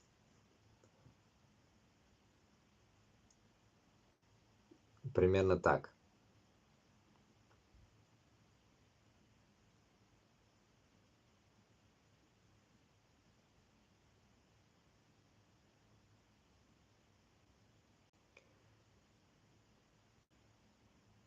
Насчет этого я вчера тоже говорил, вроде бы. В ТикТоке, короче. Вот давайте об этом тоже сегодня обсудим здесь, потому что ТикТок-то все не вытащишь, оказывается, связь, блин. Вот самое интересное, блядь. Ну, Татполит, Айсин и, так скажем, цитата это от этого долбоеба, блядь. Яшкин Кута. Илья Яшин, блядь. Были надзиратели, которые тебя заводят в камеру, поворачивают тебя спиной, начинают жестко обыскивать. Я поначалу говорю, что вы исполняете, а потом ты заходишь в камеру и понимаешь, что тебе в карман сунули шоколадку, конфетку или яблоко. Прям санаторий какой-то. Вместо швабр яблоко. Написано комментарий. И тут, ну, добавим от подписчика, как Габасов говорит, блядь. Бедный, несчастно отпущенный Яшин и его команда сраные навальнята, скажу еще раз, никогда вы не будете у власти, и не будет прекрасной параши будущей революции, и революции на параше не будет. Революцию делают люди от 18 до 45 лет, а их отправляют на фарш, мясо, корм, удобрения, большая часть, это 85% манкуртов, независимо от национальности, тупо рабы, и по-другому вы не можете думать, вам это не дано, убогие лаптоногие суки. И тут интересное самое насчет вот этого, то, что он, блядь, говорит, добавим от себя. Что я вчера говорил, не помню, блядь. Короче, Яшин, да, ведь тем самым, блядь, показывает, как Невзоров говорил, блядь, что он, так скажем, блядь, стукачок, нахуй, который, блядь, выносит ссор из избы, блядь, нахуй. Как Жириновский, короче, да? Жириновский, блядь, 2 это, блядь, нахуй. Молодой Жириновский, которому дано выносить, блядь, какую-то часть инфо, чтобы, блядь, нахуй, ну, типа, блядь, сливать инфо. Так скажем, блядь, нахуй. Это же не может, блядь, Путин сказать, или там Навальняги, блядь, или еще кто-то. А этот еблан говорит. Этот еблан говорит. Мурза этот, блядь, хуеплет, блядь, не говорит об этом, да, ведь? Считай, а этот говорит. Исходя от этого, можно понять, почему этот гондон без швабры в жопе вышел, блядь. Потому что его прислали сюда. Вот такие гондоны и есть ФСБ. Вот эти и есть ФСБ, блядь, нахуй. Только новоиспеченные, так скажем, блядь, нахуй. Он по жизни, может, был он, блядь, кем-то, а сейчас уже его выпустили, блядь, под таким лозунгом, как можете сравнить какого-то одного хуя в Белоруссии, одного долбоеба тоже забрали, и он сейчас теперь за Лукашенко поет, блядь, один мудак молодой. Это тоже самый такой же. Почему? Потому что вот эти, блядь, вещи, то, что он говорит, почему-то его шмонали и шоколадку, конфетку и яблоко кинули, это называется нахуй, чтобы нахуй его в жопу там в камере не отымели, это называется примерно такая хуйня. Типа он избранный, и как бы его ебать нельзя. И как бы, чтобы он там коньки не отбросил, ему еще как бы подкидывают сладости, так скажем, блядь, нахуй, дембеля, духу своему. Исходя от этого, он вот эту басню поет, то, что он, блядь, это рассказывает, и, ну, по идее, блядь, нахуй, как сказать вам, блядь, ну, он себе как бы этим минус не делает, но в то же время он показывает, что, блядь, нахуй, таким образом, что он, блядь, нахуй засланный. Он засланный, блядь, как, блядь, Хабиров, Башкортостан. Также из Подмосковья засланный из Красногорска, блядь, нахуй. Получается, этот хуй приперся сюда и пытается, блядь, присунув, нахуй, хуй, блядь, навальнятам, пытается, нахуй, создать новую империю. Почему? Потому что все знают, что Путин рано или поздно сгинет нахуй с этой земли, этот ублюдок. Через какое-то время нахуй придет кто-то. А вот те, которые там остались, они-то вот его и запошляли. Понимаете? Как говорится, ниже Путина есть еще люди, которые хотят жить.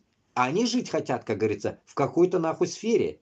Ну, а сфера это, допустим, новая империя, навальнят. Допустим, блядь. Точка, точнее, блядь, пункт А, который будет истреблен нахуй, типа Путин, да, куда-нибудь сгинет нахуй, а вместо него остается какая-то хуйня. И вот они ставят нахуй, как говорится, ставки, блядь, на Навальнят, на Ходорковского, блядь, на Каца, блядь. И таким вот образом тут идет нахуй жеребьевка. А в итоге получается, что за хуйня? Получается нахуй, что вот этот хуй примерно и показывает, что, блядь, нахуй он засланный, а мы как бы дураки, тупорылые, из Башкортостана, с Татарстана, с Чечни, из Дагестана, блядь, и не можем это вкурить, вдолбить, так скажем.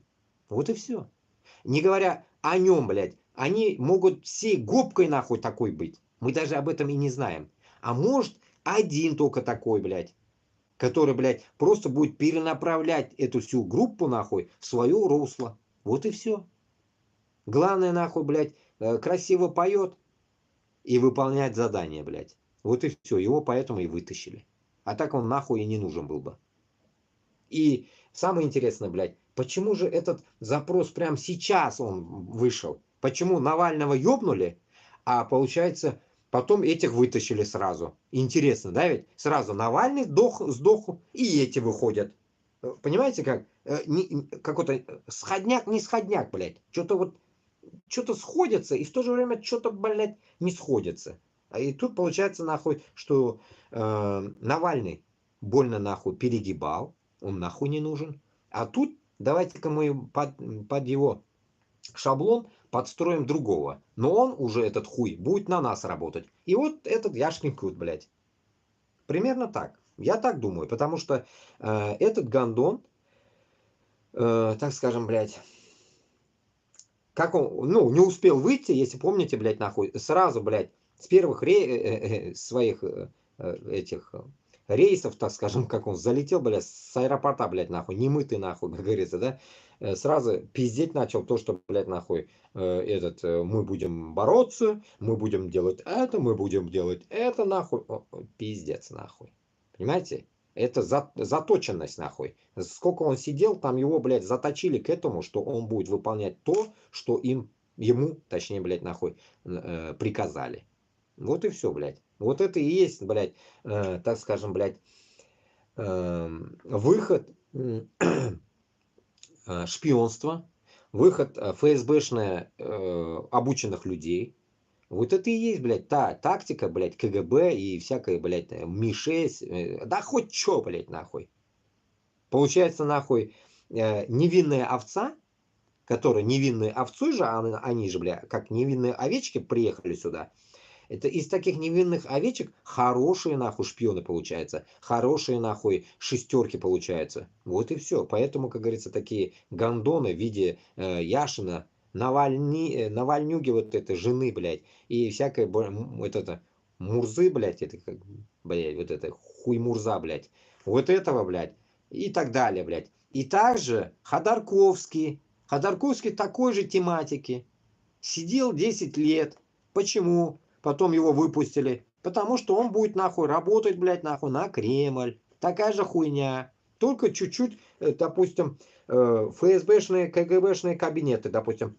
Кабинет первый. Они разрабатывают Яшина. Кабинет 2. Блять, Ходорковского, кабинет 3, Каца разрабатывают, а в четвертом кабинете разрабатывают еще какого-нибудь хуя, блять. И вот и все. А он еще не приехал. Ну, скоро появится. Примерно так. Так, идем дальше. В России не нравятся таджики, узбеки и кыргызы, оказывается. Глава Липецкой области Игорь Артамонов сделал шовинистическое, мигрантофобское скандальное заявление. Он также сказал, в некоторых российских регионах уже самые популярные имена, не русские, наверное. Ну, внутрь уже заходить, слушать не будем, блядь. Примерно понятно по этим названиям, блядь, что они хотят. Каждая пятая смерть в России связана с алкоголем. Главная причина – отчаяние. Смертями от отчаяния исследователи называют смерти из-за чего? Хуево, из-за чего? Но читать тоже не будем нахуй.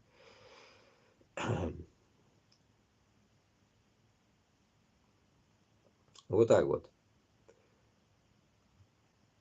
Так.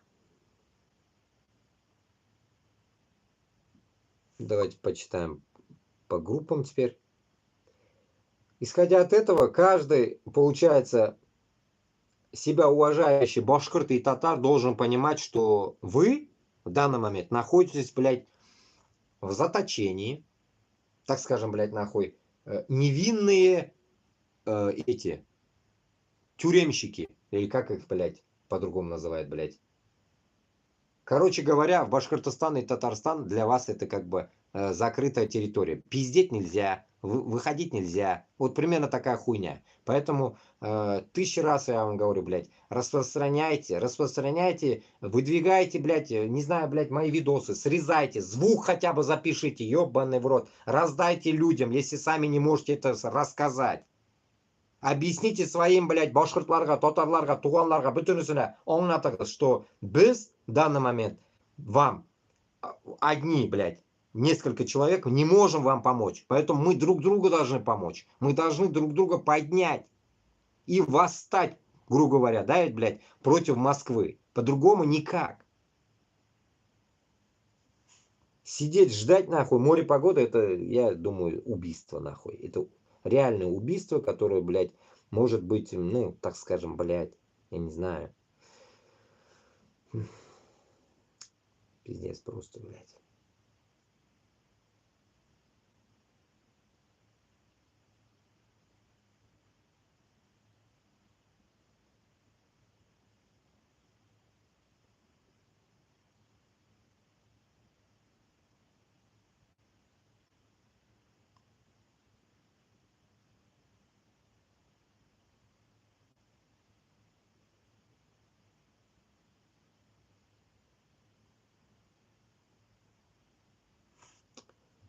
Так, окей.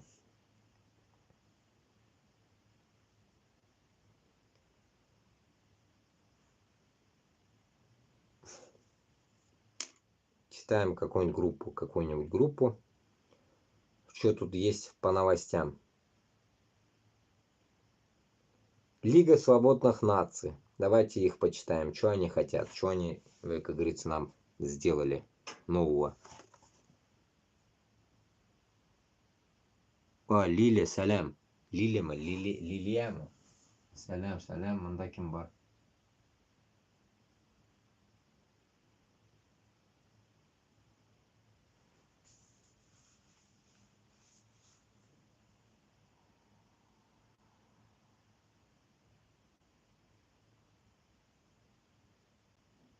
Тут еще Ника, салям.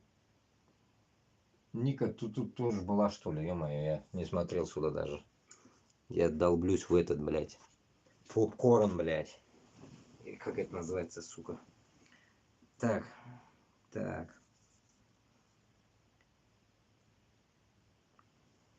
Итак, интересно, блядь. Интересная новость. Вот эта новость, да. Москва снова посягает на Булгарию. Памятник булгарскому хану Котрагу в селе Ширяево Самарской области собирается снести под предлогом незаконной установки.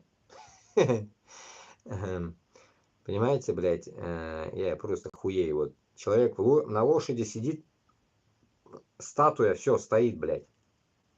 Понятно. Разрешение на монтаж памятника выдали экс-глава Самарской области Дмитрий Азаров и бывший глава Росимущества Самарской области Айвар Кинжабаев. Интересно, блядь, имя. Как решение теперь могут признать незаконным? Котрак – предводитель одной из болгарских племенных групп кочевого народа кутригуров. Он был вторым сыном правителя Великой Булгарии хана Кубрата. После смерти Кубрата начался распад Великой Булгарии. Котрак взял руководство на себя. Под его руководством в VI веке кочевники переселились из разгромленной хазарами Великой Булгарии в Среднее Поволжье, где обосновались, создав государство Волжская Булгария. Другой сын Кубрата, хан Аспарух, ушел в Малую Скифию, устье Дуная, и отсюда направился на Балканы, основав Булгарское ханство. Таким образом образовались две Булгарии – Дунайская и Волжская. В память об основателе страны известный болгарский скульптор Дишко Дишков отлил памятник его брату хану Котрагу. Из Европы пятитонную скульптуру доставили на Поволжье через Иран, сделав крюк 2000 километров. Взамен таких важных для региона памятников российские власти устанавливают памятники имперским и советским деятелям, памятники кремлевским солдатам, памятники людям, никак не связанным с Поволжьем или выступавшим против национальных движений народов Поволжья. Кому угодно, лишь бы не в честь тех людей, которые сплочали народы против завоевателей или вдохновляли их на борьбу, либо на неподчинение.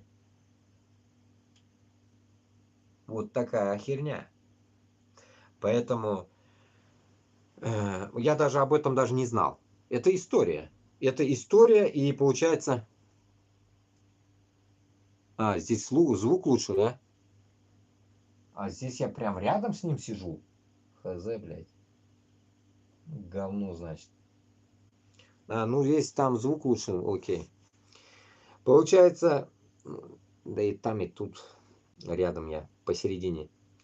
Получается, вот таким образом мы, занявшись таким просветительским, так скажем, делом, и узнаем какие-то истории еще, блин, о том, что, блядь, какой-то хан Котрагу был в селе Ширяево Самарской области, и, так скажем, этот памятник, которого, как говорится, хотят снести.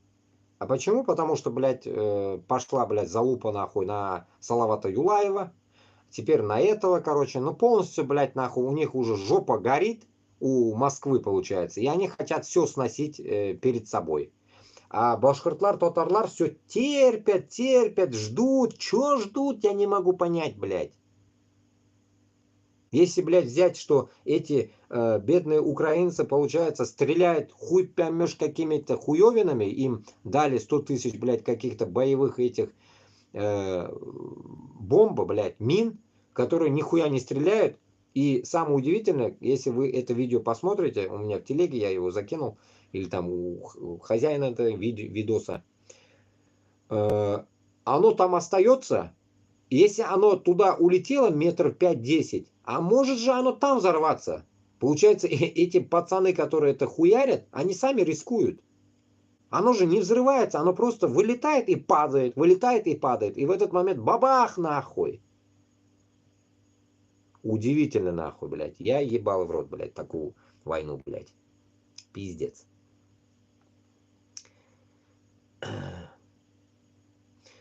Ну, вот это то, что драки с ОМОНом, угрозы и слежка, блядь. Ну, вот, о котором он рассказывал. Краткое описание.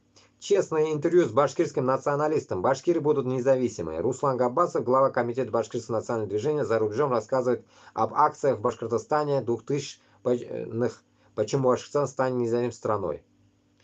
Ну, это понятно, мы чуть-чуть слушали, да? Окей. Идем дальше.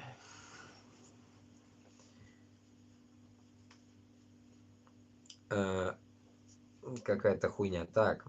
Экстремисты, деколонизаторы России радостно недоумевают относительно происходящего в Бурятии. Зачем властям насильственно вводить массовые преподавания на титульном языке, когда, по данным ФАДАН, число зафиксированных сепаратистских информационных сообщениях в Бурятии выросло на 1000%. Кстати, если вы не знаете, США уже давно припасли для нас фонд «Свободная Бурятия». И какой-то Дяков Александр Решидеович. Пиздец, что за нахуй. Так, американцы требуют в Бурятии бурятский язык, а буряты не хотят. Русские империалисты заявляют, что в Бурятии активно растет уровень национального сознания, поэтому местные так называемые власти, даже будучи назначенными Кремлем, вынуждены следовать республиканским тенденциям, чтобы не остаться у разбитого корыта. Стоило лишь объявить о переходе части школ на бурятский язык, как русские имперцы тут же назвали Бурятию враждебной территорией, даже невзирая на все заслуги Циденова перед Россией, совершаемые вопреки бурятским национальным интересам. Короче, нихуя не понял, давайте зайдем в комментарии, о чем там речь, блядь. Я не вкурил, блядь. Какая-то каша. Американцы хотят наш язык, а мы сами не хотим. Москва ненавидит бурят, а мы начинаем интересоваться своим языком. Кто, что, как. Сами хуеют, блядь, буряты. У русских массово произошла когнитивная дисфункция, блядь. Что и требовалось доказать. Если в садике в одной группе взять и дать пакет чупа-чупса только одному ребенку, а другим не давать, то что будет? Может, тогда надо и в классы, где будут преподавать только на бурятском, вторым языком оставить английский. Тогда диспропорции по возможностям будет меньше. Вот по этому комментарию примерно я понимаю какую-то хуйню. Короче говоря, блядь, в Бурятии какие-то гондоны, засланные, блядь, Бурятии решили, как говорится, начать преподавать, нахуй, бурятский язык во всех школах, блядь. Это какая-то залупа, нахуй, у них. Какой-то депутат или мэр, блядь, или, сука, вот этот хуй ихний, блядь, такую тему загнал сейчас. Окей, но это, если он даже, если это загнал, ну, явно же, блядь, спросом, блядь, Москвы, блядь, без спроса Москвы он не может это сделать. Давно его нахуй ёбнули бы уже давно на первой же, как говорится, электричке, когда он ехал домой, блядь. Примерно так. Поэтому я считаю, что, блядь, это полный тупизм вот этого дерьма. И почему-то, нахуй, это дерьмо почему-то выходит, блядь, именно в Бурятии. Как будто, блядь, рядом, ближе к Москве не был Татарстан, Башкортостан. Почему же именно Бурятия? Удивительно, да, ведь, нахуй? А потому что, нахуй, буряты, нахуй, там, Алтай и все другие, нахуй, не могут, нахуй, дать отпор. Вот в чем прикол. Потому что там, как этот, бурятка говорит, 70% русские, говорит, 30% только мы, говорит. Это овца ебаная какая-то, блядь, из Германии. Этот мандалошка, бурятка, которая с навальнистами топит вместе. Так что это хуйня и это дерьмо какое-то. И нахуй это, блядь, Лига Свободной Нации это обсуждает. В каком-то тупом контексте, блядь, нахуй. Я считаю, это как бы ненужная информация вообще, блядь. Это хуй надо забить на это. Наша цель, блядь, независимость, блядь. А язык, школа, мы потом это разберемся. Сейчас как бы это делать как такую сказочную нахуй Бурятию, блядь, типа у них, блядь, школы разрешены почему-то. Вот на бурятском можете учиться, вы как бы не выебываетесь. Типа того, понимаете? Это как бы заранее пытаются, блядь, нахуй, взять нахуй в руки, это чтобы Бурятия не отошла от Москвы, блядь. Разделение, блядь, свое, так скажем, блядь. Пытаются их на кол уже посадить, без гондона только.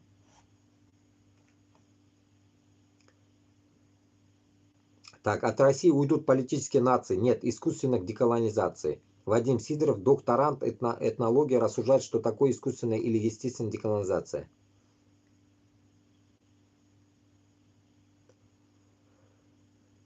Вам распад британский или австрийский? Ну, давайте. Вроде в тот день я слушал о нем, блядь. Какой-то чувак один. Что он говорит? 7 минут. Послушаем. В спорах о деколонизации ее противники и сторонники упускают из виду два обстоятельства.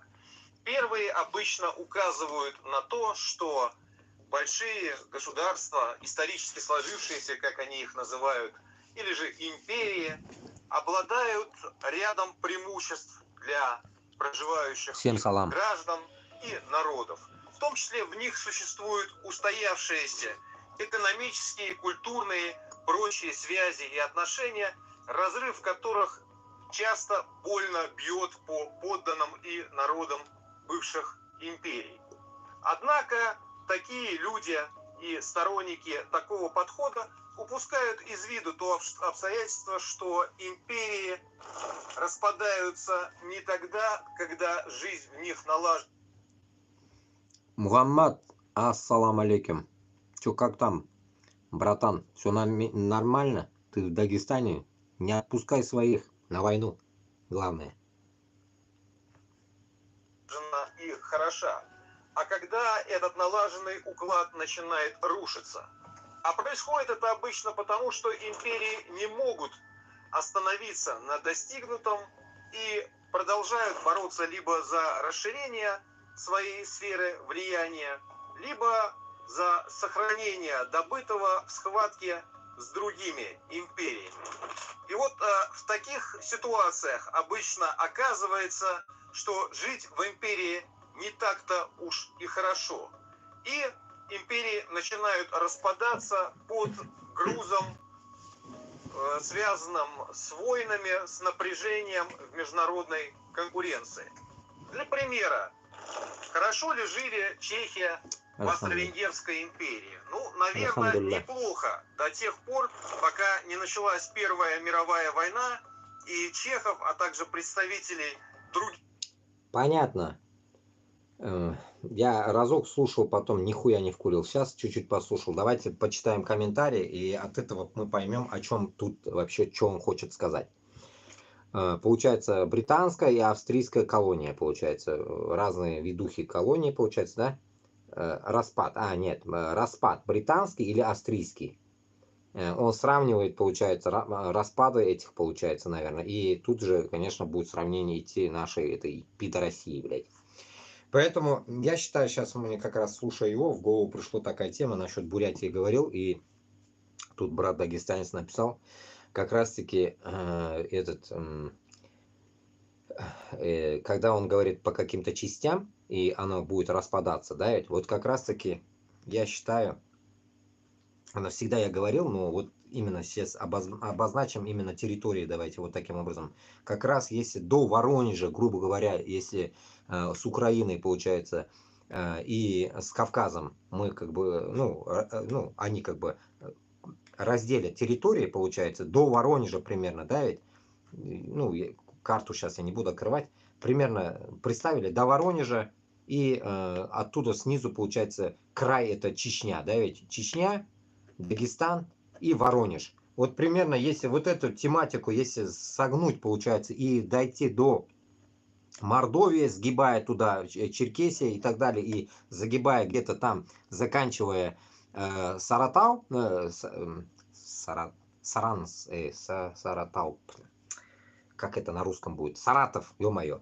До Саратова, короче, примерно загибая до Тудова, если это будет вся территория Кавказа, так называемая, внутри все там будет вариться, внутри, то это будет уже огромная территория, куда хуй кто сунет нос.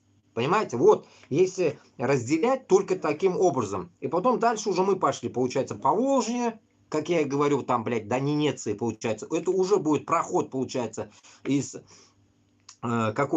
из Кавказа, Саратау, или проход в Казахстан, или проход к нам туда. И считайте, представили, в этих территориях можно не делать вообще границ. Границ вообще никаких не будет. Самая граница будет, если украинцы оставят Москву этим узкожопым, то граница будет только вот от Воронежа, Рязань, Воронеж, Рязань. Представили этот круг такой, ну как бы даже не круг, это, блядь, это полукруг, это кусок полукруга будет до территории вот этих, блядь, Кировская область. Кировская область, блядь, сейчас, Карелия. Территория Карелии это Ингрия, Карелия. И вот такой сгиб. И вот этот маленький кружочек, блядь, от Воронежа, блядь, до, грубо говоря, блядь, краев, блядь, Ингрии, до краев болот Ленинградской области, это будет вот эта Москва. Все. Вот этот маленький кружочек, 108 километров МКАДа и плюс чуть-чуть, блядь, ЦКАД, еще центральная кольцевая дорога там построили эти уроды, блядь, бетонка называется, это за Москвой, где-то за Подольском, за Климовском есть, блядь, бетонка еще. Ну, где-то, блядь, 40 километров круговая еще есть, как бы защитная, да, гондона, да, такую дорогу построили. Я понимаю, для чего она построена, блядь. Туда как раз будут выезжать, блядь, вот эти, блядь, защитные нахуй танки, хуянки, чтобы первая ударная волна, вторая ударная волна, чтобы, блядь, понимаете, бетонка, а потом только, блядь, через 30-40 километров только идет нахуй МКАД московский, блядь. Понимаете? Вот как идет подушка безопасности узкожопых. А это в круговую, представили? Круговую почти она идет. Зигзагами, конечно, она идет под Подмосковье, этот бетонка, блядь. Но примерно вот этот круг, большой, так скажем, на большой круг, вот этот круг будет, это, блядь, это московское болото, нахуй. Все. Дальше это уже все будет, это Кавказ с Воронежа, грубо говоря, Украина, там дальше идет Ингрия сверху, и все пошло по Волжье, потом Челябинск, после Челябинска уже справа Казахстан, и дальше уже пошел этот Буряты, там и так далее, там хуй поймешь, кто еще там есть. Короче, с ними тоже там сыр-бор, короче, им тоже надо будет поделить все, территорию, блядь, кто чё, чау, кого. В итоге, блядь, утыкаемся до Японии. Японцам, как всегда я говорю, блядь, разделяем дорогу, ну, разделяем, блядь, сушу чуть-чуть отдаем. Вот эти ебаные уссурийские, хабаровские нужно отдать японцам. Вот, примерно так. И все. Вот таким образом мы расчленим, блядь, полностью Россию, чтобы русские остались с носом. Наша задача их задрочить. Как они сейчас наших дрочат, мы будем их дрочить. Только таким образом. Чтобы они, получается, работали как ишаки, нахуй. Рублевках уже не прохлаждались гондоны. А чтобы уже были они батраками, нахуй. Ездили, нахуй, на наши земли работать на черной работе. Примерно так. Мы в Москву ездим. А не мы ездим в Сибирь. А чтобы они ездили на нашей территории, в ту же Украину, чтобы они ездили, чтобы они там их ебли, на кусок хлеба, нахуй, как говорится, работали. Примерно так. Итак, давайте вот насчет комментариев этих подумаем, что они написали насчет этого видоса. Да хуя просто комментариев и о чем говорят. Ну тут явно какие-то тупорылые имена пишут. Бейдж Идов какой-то. А Вадим Сидоров по-прежнему мусульманин? Или он поиграл в ислам, а потом вдруг осознал свою смоленскую идентичность? А, Вадим Сидоров это, оказывается, мусульманин какой-то. Докторант, этнологи рассуждает. Понятно. Ему отвечает, а что осознание смоленской идентичности выводит человека из ислама? В чем логика? ему ответили. Тут вопрос идет, блядь, о том, что он рассказывает, а тут он в личность лезет. Люди поражаются над людьми, блядь. Как бы, если уж на одной волне он, человек, идет, блядь, а он оказывается со Смоленска, блядь. Нихуя, да? Интересный вопрос. Да унизит Аллах неверных из числа врагов ислама и предателей уммы. Победу Палестине. Свободу народам РФ от русско-израильских сионистов, детоубийц, спонсируемые колониальным правительством США и Британии. Удивительно, нахуй. Почему нельзя просто взять и поубивать русских паразитов? Евгения пишет какая-то. Ну да, я бы согласен тоже. А чё, блядь? Ну, не всех русских паразитов, конечно, надо мочить, блядь, я думаю, блядь, а именно которые в Москве, блядь. Наша цель Москва, поймите, блядь. Не надо распыляться, блядь, где-то там по аулам в лаптях, блядь, которые ходят. Они такие же бедные, блядь, как и мы, блядь. Их-то зачем, блядь?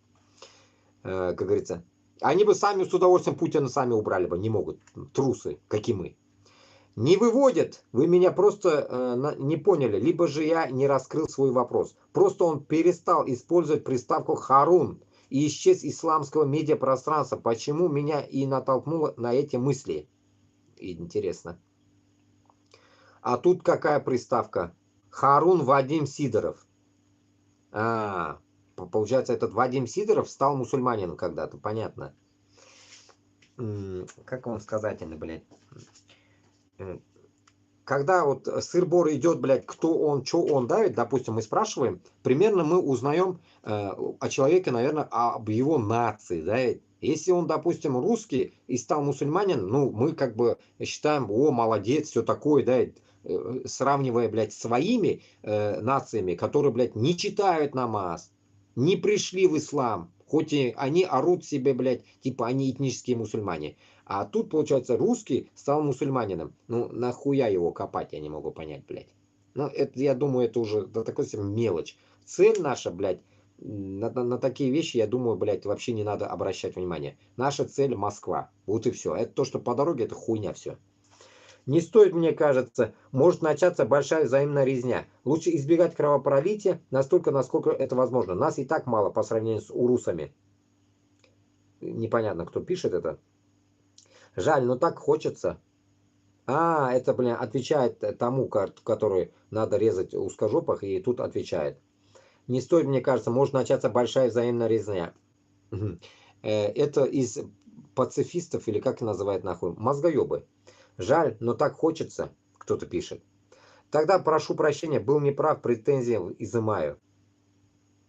Понятно. Короче, тут какая-то херня, они как бы дискуссируют между собой. Понятно, получается, там цель этого человека, то, что он рассказывал, никто не обсуждал. И главное, обсудили только, блядь, о нем, блядь, кто он был, блядь. Вот идиотизм полный, блядь. И цель, примерно, я понял то, что, блядь, от его вот этих британских и австрийских распадов я понимаю только одно. Что, блядь, нахуй, были британские распады и австрийские имперские распады. И тут российский распад. Как он будет выглядеть? Примерно вот такая речь, блядь. Вот и все. Примерно я так понял, блядь, от его слов. А эти комментаторы пишут ни о чем, блядь, вообще нахуй. Хуйню какую-то городят. Так, окей. Так. Столица Татарстана станет менее доступна для татар из районов. Жители Татарстана с 1 января тоже будут оплачивать туристический налог. Нихуя себе, ебанутые. Приезжая в Казань, размер налога 1% от стоимости проживания в отелях и гостиницах. Охуеть, да? Дебилизм. До 29 года этот налог вырастет до 5%. Дожили, блядь.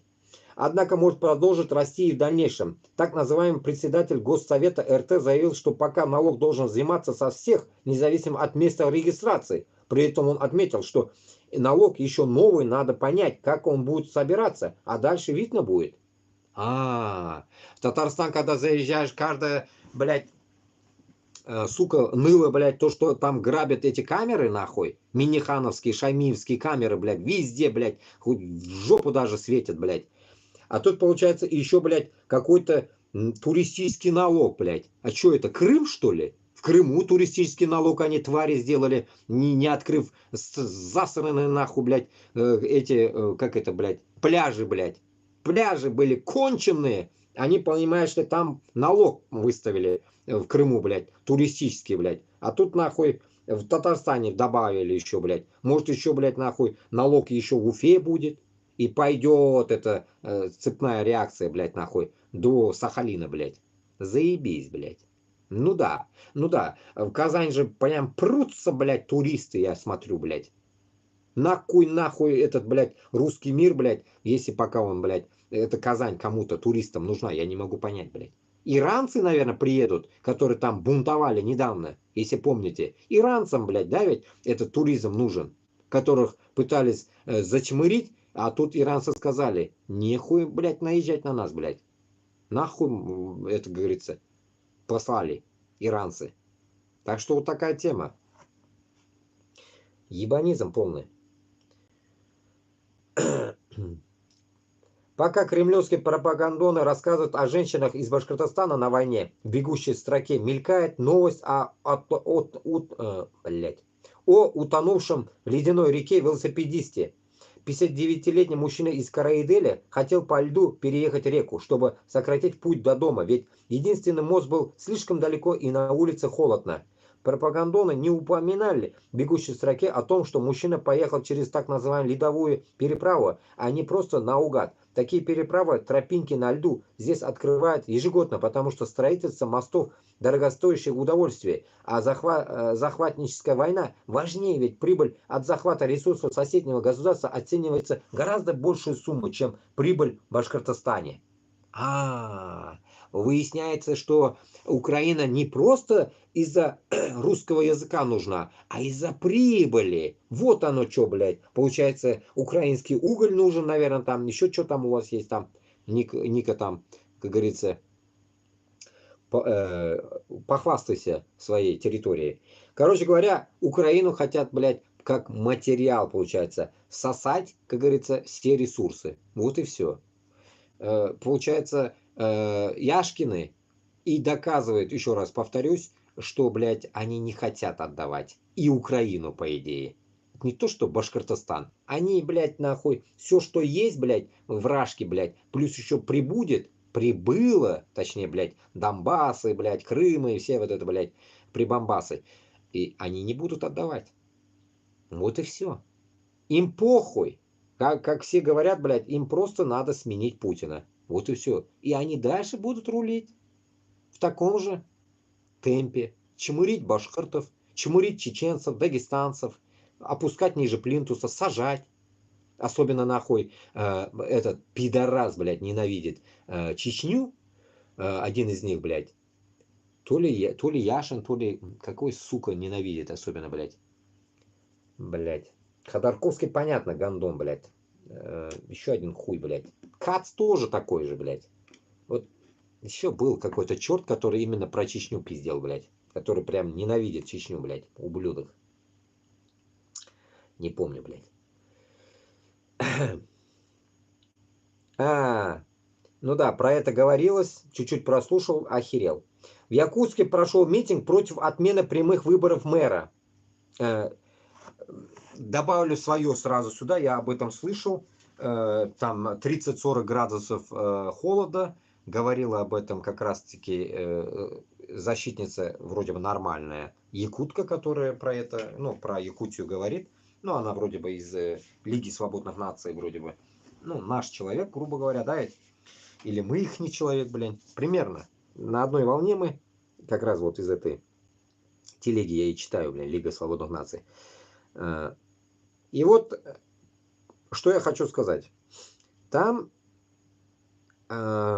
процесс вот этого митинга, мэра, да, ведь, это то же самое, что как Алсынов вышел со своими башкиртами, грубо говоря, защищать свой Куштау.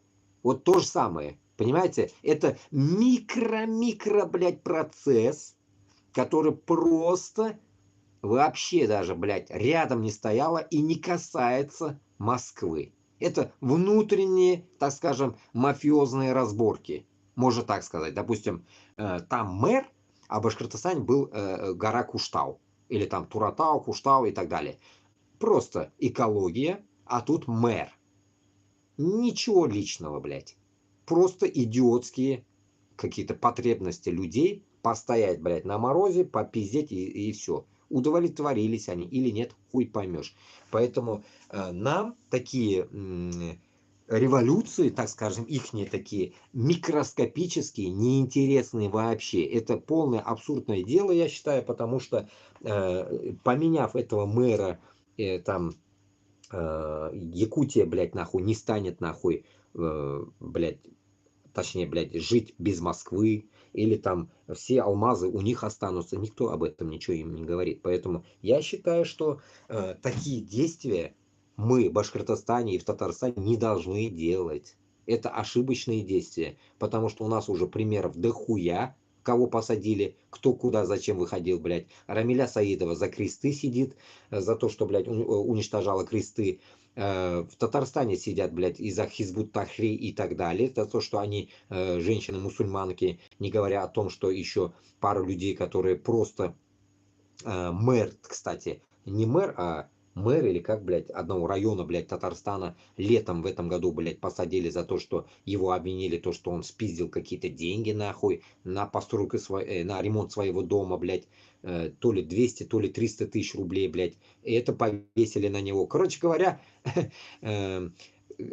он топил за татарский язык. Короче говоря, все вот такие тупорылые действия, тупорылые какие-то, блядь, моменты у нас в России, блядь, нахуй, так скажем, блядь, ёбаный, так скажем, идет только к посадке. Вот эти вылезли, отсюда тоже через какое-то время всяко мы услышим, что кого-то посадили. И тут пишут, что организатор акции от местного филиала партии «Яблоко» Анатолия Наговицына задержали. Видите, уже какого-то Наговицына задержали, блядь. Наговицын, Анатолий Наговицын, это, блядь, что за хуй, блядь, это был такой певец, блядь, Наговицын, блядь, нахуй, какой-то этот, всякие блатные песни пил, блядь. Но это что за Наговицын, непонятно. Якобы во время шествия он вышел на 1 метр за пределы сквера, который был согласованным местом митинга. В итоге, получается, внутри какого-то сквера они должны как бы в заточении стоять, блядь, и оттуда нельзя вылазить им, блядь. Нахуя им такой мэр, нахуя им вот эти такие-то тупорылые шествия, блядь, ходить в мороз, блядь, в Якутии, блядь. И вот.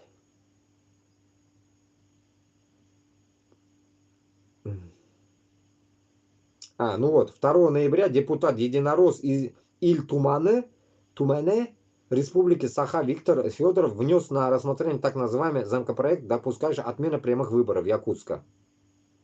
Прямые выборы мэров на данный момент остаются в 4 административных центрах Сибири и Дальнего Востока: Абакане, Хакасия, Анадырь, Чукотка, Хабаровске и Якутске. И самое удивительное, у этих долбоебов якутов, блядь, меня вбешивает другая вещь. У них имена какие-то нахуй у всех узкожопые. Даже не как у монголов. Имена как узкожопых. Но самое главное, язык как у нас, блядь. Язык похож на нас. Вот Иль-Тумане называется. Иль-Тумане, Тюмене, это как из Иль-Тумане, это Иль-Тумане, это типа область, городскую, это или там районная область, Иль это страна, область, блядь, как это переводится примерно, блядь, область, страна, блядь. Туман это область, Иль это страна. Итог, короче говоря, блядь, якутский язык, блядь, похож на наш, но имена у ебанашек, блядь, русские. Удивительно, блядь, нахуй. Тоже, блядь, ебанутый народ, блядь. Так, если так подумать, блядь. Какого хуя, если у тебя язык наш, ты, во-первых, не мусульманин, во-вторых, какого хуя у тебя имена русские, блядь. Тоже вопрос открытый. Будем искать ответы. Это то же самое, как Шукунган татарлар, блядь. У татар, блядь, тоже, блядь, имена вроде, блядь, хуй поймешь, микс, блядь, татарские, русские, а сами крещеные ебланы.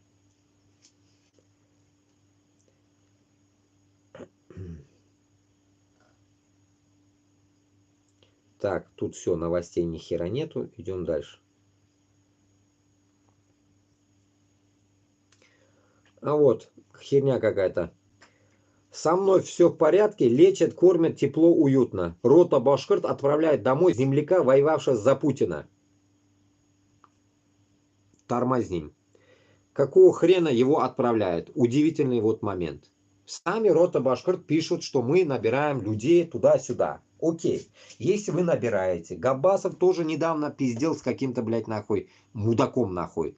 Который с Церстамака, русский, который, блядь, пиздит то, что, блядь, Казахстан, что это, типа, тоже должна быть под Россией, что-то такое, блядь, то такой ересь нес, блядь. Если помните. И тут, получается, я же... Почему я с Ротой Башкирт не дружу, блядь? А Габбасов дружит с ними, явно, блядь. Это вся ихняя басота. Потому что Рота Башкирт мне ответила то, что, блядь, нахуй, он, оказывается, с кем-то переговорит, с каким-то начальством, потом только может мне ответить. И после этого я понял, что у них тоже есть кто-то, непонятно кто. Значит, они не сами по себе. В Украине они не сами по себе. Поэтому я изначально и говорю, что если мы договор будем заключать с Украиной по, как говорится, разъебу Москвы, то мы, как говорится, подчиняться им не будем. Вот это они должны осознавать. Ни американцам, нахуй, ни европейцам, ни украинцам мы не будем подчиняться. Наша задача просто через ваши земли, крайняк, это крайняк, и оружием, так скажем, которые, как говорится, в долг, или я не знаю, как хотите, дадите нам, и мы, получается, этим оружием пойдем на Москву. Задача наша, блядь, как говорится, одна. Разъебать Москву. А подчиняться вам никто не собирается. Я, допустим, если с таким макаром будем идти, я не пойду. Ебал я в рот. Я же говорю, я не знаю, блядь, у меня, наверное, блядь, логика такая по жизни, наверное, блядь, нахуй. Только сам с собой, блядь. Где-то хозяин, где-то, блядь, начальник, нихуя. Не в моей компетенции, блядь. Поэтому, исходя от этого, Рота Башкирт, по его словам, тогда я понял, что они подчиняются украинским войскам. Но если ты украинским войскам подчиняешься, ну ты нихуя не Рота Башкирт, блядь. Понимаете? Поэтому, исходя от этого, тут уже, блядь, та цель, блядь, ну, так скажем, блядь, нахуй, защиты Башкортостана с Татарстаном уже пропадает. Потому что ты под колпаком. А если ты хочешь создать независимость, нахуй, ты ни под кем не должен быть, ёпта. Ты используешь чужую территорию чисто как, блядь, чужую территорию.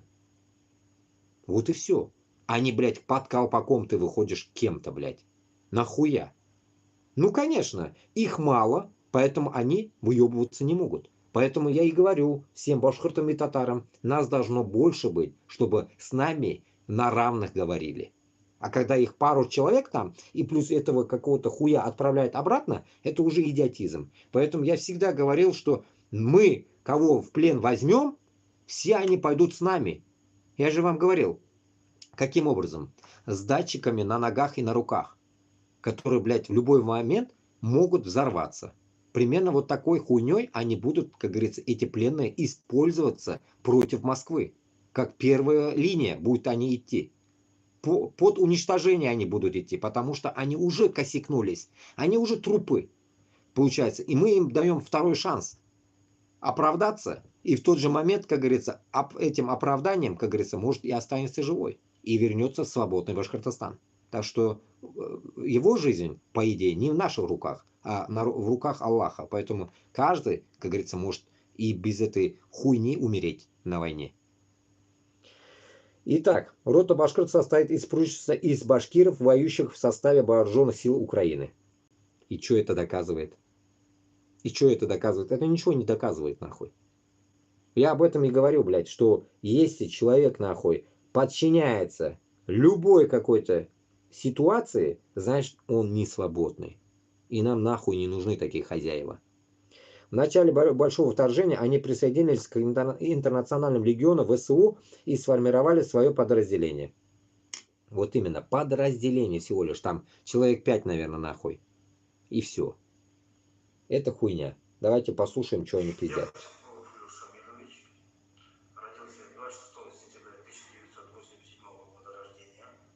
Пиздец. Младше меня. Представители рода Башкирт, они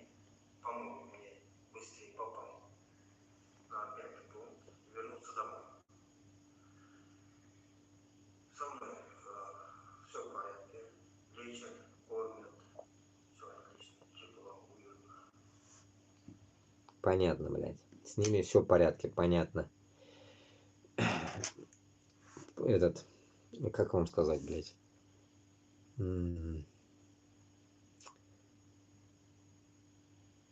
Получается, тут даже, блядь, сообразить какие-то слова, блядь, подобрать правильно я не могу сказать. Получается, вот так, блядь, если человек, блядь, попадает в плен, это раз. Это не твой пленный. Это не пленный рота башкирта. Это просто пленный из Башкортостана. И получается, их и даже вот этого хозяин этого пленного украинцы. Потому что эти пидоры зашли на зону Украины. В итоге получается какая хуйня. Получается, этот раб, так скажем, блядь, нахуй, украинский. Если они, вот, они отдают им, они разговаривают с ним, как, грубо говоря, со своим земляком, и, получается, помогают отправить. Ну, окей. И что ты помог его отправить? Он же пришел убивать, получается. И ты помогаешь ему уехать обратно. Его через какое-то время опять развернут, опять он припрется. И смысл тут какой? Поэтому я изначально, блядь, с января месяца, блядь, этого года я пизжу о том, что нужно этих пидоров, которые приперлись с Башкортостана, с Татарстана, оставлять, не отдавать на обмен, блядь. Оставлять и пускать нахуй на Москву. Вот именно на Москву. Вот в Курске, чтобы они болтались нахуй. И дальше шли. Если эта рота башкирт, блядь, была бы обширной, она бы могла бы идти дальше. Но, само собой, в эту ебанутую организацию никто не хочет идти, потому что кутыюк, башиюк нахуй. Ни головы, ни жопы. Поэтому, исходя от этого, я и говорю, что мы создали свое подразделение. Не то, что подразделение, а роту нахуй. Огромный нахуй. Отряд можно, я не знаю, блядь, как назвать, блядь. Гарнизон, блядь. Но для этого, блядь, надо собираться за границей. Внутри вы не соберетесь. Внутри Украины мы можем собраться. Но для этого нужно сперва собраться в одном каком-то другом, вообще другой стране, организоваться как солдаты, а потом уже выдвигаться в Украину, выходить на эти переговоры и заходить в Украину как отдельная нахуй, огромная рота, блядь, не знаю, блядь, батальон, блядь, там 1000-2000 человек, понимаете? Вот потом уже выдвигаться на Москву, не завися ни от украинцев, ни от кого, просто выдвигаться. Если украинцы захотят с нами выдвигаться, окей, поехали. Если чеченцы хотят с нами выдвигаться, поехали. Но для этого нужно нам организоваться сперва башкиртам и татарам вместе, без узких, без их вообще, блядь, нахуй носа.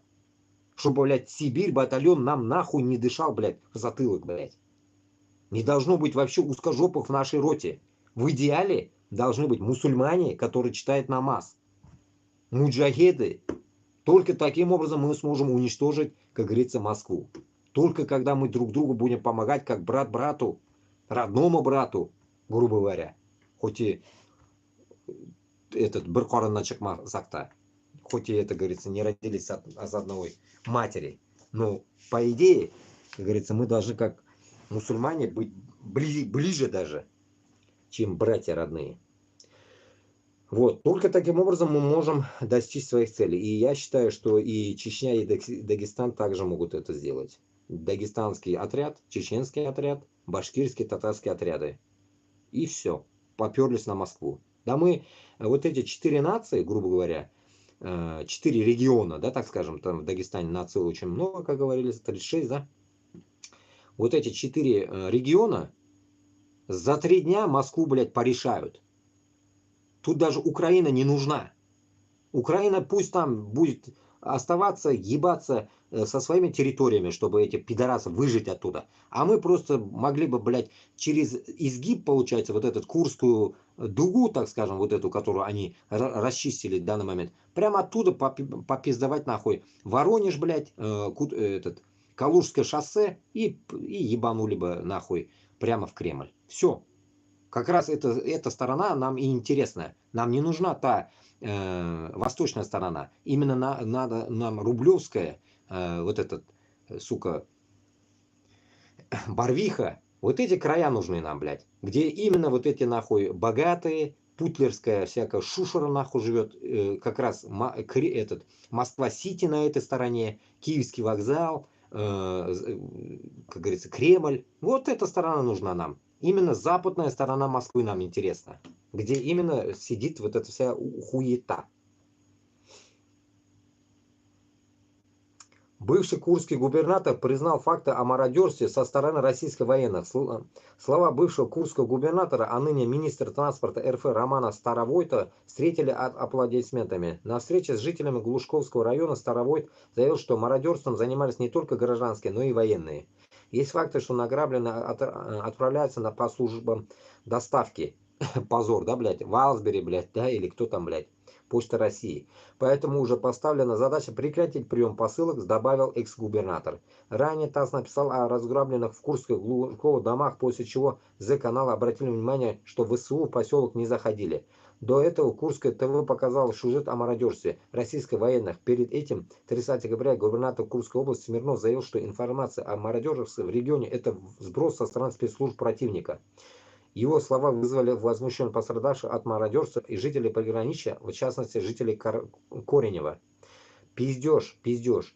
Получается, самое интересное здесь, если там были из Башкортостана, из Татарстана, и если туда это все дерьмо ушло, самое удивительное моим землякам с Башкортостана, из Татарстана, вы уёбки, если вы получали, получается, оттуда, блядь, нахуй, вот так всякие манатки, вещи, блядь, телеки, хуелики, что там они пизданули, там, кто что урвал, да, ведь, вот это дерьмо, вы что вы, блядь, на барахолке будете продавать их, что ли, или что, блядь, или солить будете их, нахуй, нахуя вам нужны, блядь, использованные, так скажем, блядь, трусы, презервативы, нахуй, или что там они находили, блядь, что они грабили, там, магазины хорошие, да, грабили, наверное, или что, все подряд даже, вот эта хуйня вам зачем нужна дома? Чё, блядь, нахуй? Китайского барахла вам, блядь, в магазине купить, блядь, слабо, что ли, или чё, блядь? Чужое свое, блядь, как говорится, Курское, блядь, это же не Украина, блядь. Базара нет, блядь, с Украины, нахуй, стиралку воровали, охуевал я тогда еще, блядь, в то время еще, блядь, в Москве я жил, блядь, когда эти новости слушал, я просто в ахуе был, блядь, ебанутые какие-то, блядь, я думал, блядь, нахуя воруют, блядь. Еще в то время не вкуривал вообще насчет войны, блядь, пока это вот это, блядь, не началось, дерьмо, блядь, мобилизация. Больше вникнуть пришлось. И получается, блядь, мне вот реально, блядь, даже как вот просто обычному человеку, блядь, так скажем, блядь, нахуй, не с такой, так скажем, блядь, низкой семьи, блядь, воровать, блядь, где-то домушники, да, грубо говоря, это домушники, блядь, нахуй, домушники, блядь, отправляют домой, блядь, это все видят, блядь, твои дети, твои родители, жена, если, ну, явно, блядь, там не молодые идут, и вот это все ваше воровство, блядь, и как это воспринимается? Как вы там перед ними отчитываетесь? Как это все происходит, нахуй? Вы отправляете туда. Как это, блядь? Вы же по 200 тысяч, нахуй, рублей получаете. По миллион, по 3 миллиона отдаете какому-то Адаму, нахуй. Деньги ваши, блядь. А тут потом воруете барахло, блядь. Блядь, что вам, не хватает, что ли, блядь? Вам, уродам, блядь, 200 тысяч рублей не хватает? Это 2000 евро, блядь, в месяц. Нахуя вам, блядь, чужое дерьмо, блядь? Из дома. У вас, получается, вы не воевать туда пошли, а грабить, получается, да? Получается так, что ли? Вам даже не война главная, а вот пограбить идете вы туда, получается, значит, так, значит? На такой степени, нахуй, опущенность, блядь, этих ебанутых, блядь. Ну, значит, получается, выходит тут такая тема, что вас не зря, блядь, держат, блядь, в каких-то обезьянниках, нахуй, там, в клетках, собачатниках, блядь, и еще где-то, блядь, на цепях, блядь, держат. Потому что вы, блядь, необузданные ослы, блядь, которых надо, блядь, держать в цепях, блядь. И только цепочкой отправлять на убыль, нахуй, на мясо. Только вот так, значит, вы тупорылые, по идее, оказывается, значит. Значит, вы реально, блядь, какие-то, блядь, отбросы общества, блядь, которые идут на войну. По идее, может, нам про вас и забыть, наверное, не обсуждать о вас, наверное. Я так понимаю, блядь. Потому что в Башкортостане, в Татарстане, я считаю, блядь, коррупции и вот таких пидорасов не должно быть. Крысятничество, нахуй, среди своих, блядь, я считаю, это, блядь, подло. Не то, что, блядь, нахуй, допустим, поехал, нахуй, из Башкортостана Москву пограбить, нахуй. ну, по идее даже богатую Москву в данный момент, блядь, грабить, ехать туда, я думаю, как-то, блядь, не в тему, нахуй. Вот разъебать поехать, вот это я думаю, более, блядь, интереснее было бы, блядь. Разъебать полностью Москву, а не грабить.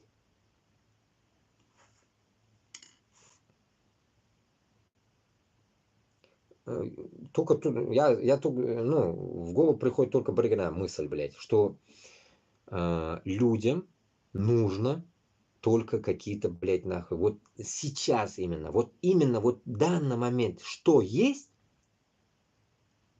вот они это хотят сделать. Вот в данный момент вот приходит вот волна вот того, что вот пришло вот сейчас, вот это нужно сделать, все. Только вот это их интересует в данный момент. А что будет завтра, послезавтра, их не ебет. Вот такая вот политика.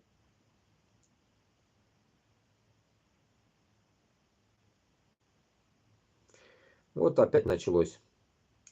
В Дум РФ прошло совещание о нарушении прав граждан в связи с облавами на пятничной молитве в Хабаровске. Муса Куштов пояснил, что прошедший 22 ноября в начале хутбы рейд 3 за 24 год ни один из них не выявил нарушителей миграционного законодательства. В состав общины постоянный, в него входят законопослушные граждане РФ разной этнической принадлежности.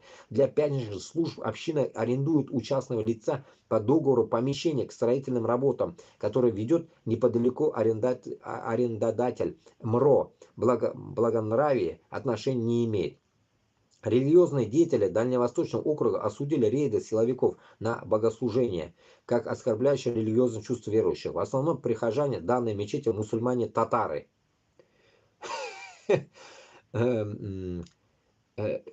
Татарам посвящается. Посмотрим. Альхамдулилля, это мечеть, которую устроили морские шоу. Оживляем, читаем Аиша намаз. Для тех, кто пишет, что мечеть незаконная. Вот основания, документы, в которых все сказано. Адам, давай азан, читай. Местные татары. Да, вон, рыжие, блядь, татары. Сын, два сына. С приезжими. Альхамдулилля, коренные дальневосточники.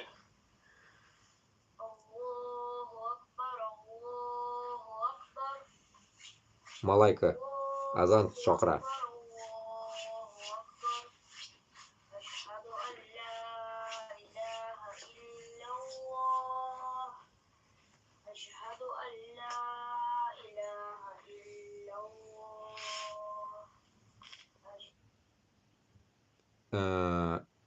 Три комнаты, такие, как проход сделано, 3 комнаты на пеноблоках. Пеноблоки еще даже не заштукатуренные.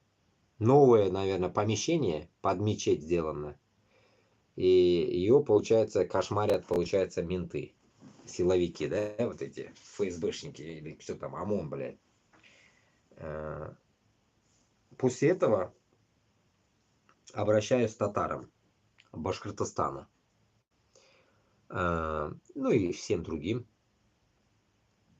Вы осознавая, и das ist bitte, да, то, что творится вот здесь, да, ведь вот вы понимаете, вы же, блядь, хуй с ним, блядь, не читаете намаз, блядь, алкаши, блядь, недоебанные твари, так скажем, блядь. И в этот момент, блядь, вы же осознаете, что ваша нация это татары. Обрусевшие татары, так скажем. И вот получается нормальным татарам в мечеть, которую он сделал мечеть, наверное, вот этот человек, ну или там он имам этого мечети, я так понимаю, с сыновьями пришел ночью на Иша намаз. И в итоге получается он, так скажем, как любителей узкожопые называть чурками, получается, себя ощущает чуркой. Хабаровские. Понимаете смысл какой? Он же не просто, наверное, туда попал этот татарин в Дум РФ. Дум РФ прошло совещание. Не зря же он, наверное, Хабаровск попал. Я думаю, что, ну, я и знаю, блин, что везде, где есть мечети, если там нет татар, туда посылается имам с другого города. Как это военные туда-сюда гоняют, то же самое. Из мечети, с главного, туда едет человек и заселяется и начинает там проповедовать, как говорится, ислам. Это нормальная тематика. Может, он и не местный там, по идее. Но суть остается одна, что везде, где живут татары, башкирты, дагестанцы, Ичкерия, короче говоря, чеченцы и так далее, вот этот идиотизм был и есть. После этого я не могу понять, почему вы, как вот мусульмане, не можете собраться вот с нами. Почему вы не можете, блядь, сказать, давай, брат, я согласен с тобой, давай, как мы, что будем делать, давай, действовать будем.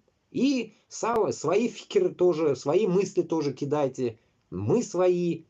Давайте будем сплотиться.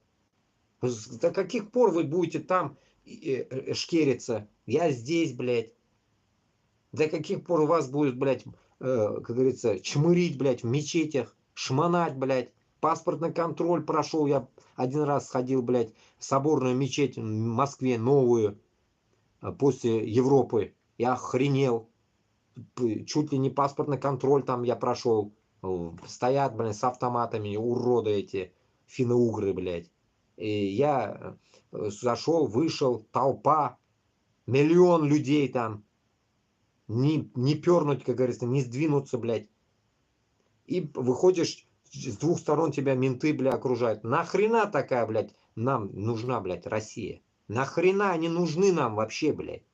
Окей, если в Москве такая хуйня, ну тогда, блядь, узкожопым давайте мы скажем. Пиздуйте с Башкортостана, с Чечни, с Дагестана, с Татарстана. Пиздуйте, блядь. С Хабаровска тоже нахуй уебывайте, твари. Хабаровск, вот эта вся территория отойдет Японии, блядь, нахрен. Принципиально, блядь, отдать Японии. Принципиально. Чтобы уменьшить узкожопых. Если даже там узкожопые останутся, пусть куда-нибудь съебутся. Или японцы их выебут. Вот и все. Их выбор будет, где жить. Вот так вот. Зачистка будет там жесткая, я думаю. Японцы нахуй по башке им гладить не будет. Из-за этого каждый татар-башкирт должен осознавать, что если вы, как говорится, мусульмане, вы должны встать. В данный момент нахуй. Потом раньше, дальше уже смысла не будет вставать, блядь. Потому что Путин уйдет, встанет другой. И вы скажете, а ну ладно, ушел же, все, нормально начали жить, давай, ну, давай не будем. Нет, давай будем. Нет, не будем, утырсаң, блядь, нахуй, так еще 500 лет пройдет, блядь. И Путина забудем, еще кто-то будет, еще кто-то, а так и получается, в итоге получается, вот там Хабаровский, который татарин этот, он тоже уже не будет татарином. Потому что его дети уже не будут, вряд ли его дети будут молиться. Он станет русским. И все на этом. Конец татарам, конец башкиртам. Не говоря другой нации.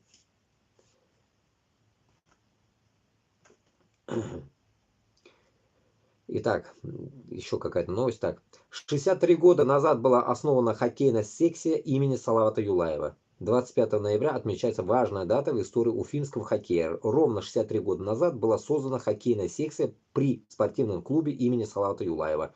До 1967 года уфимская команда играла под открытым небом и на стадионе Труд, так как у клуба не было собственной льдовой арены. Официально клуб Салават Юлаев был основан в 1989 году. Уже через 3 года команда стала выступать в межнациональной хоккейной лиге, а спустя 5 лет в российской хоккейной лиге. В 2008 году Салават Юлаев присоединился к континентальной хоккейной лиге КХЛ. Один из ключевых условий участия стало наличие арены, вмещающей не менее 8 тысяч зрителей. Так в 2007 году появилась легендарная Уфа-арена. С днем рождения, любимый клуб. Окей, понятно. Я не больно, блядь, спорт, как говорится, мне похуй вообще. Было, не было, нахуй. Так.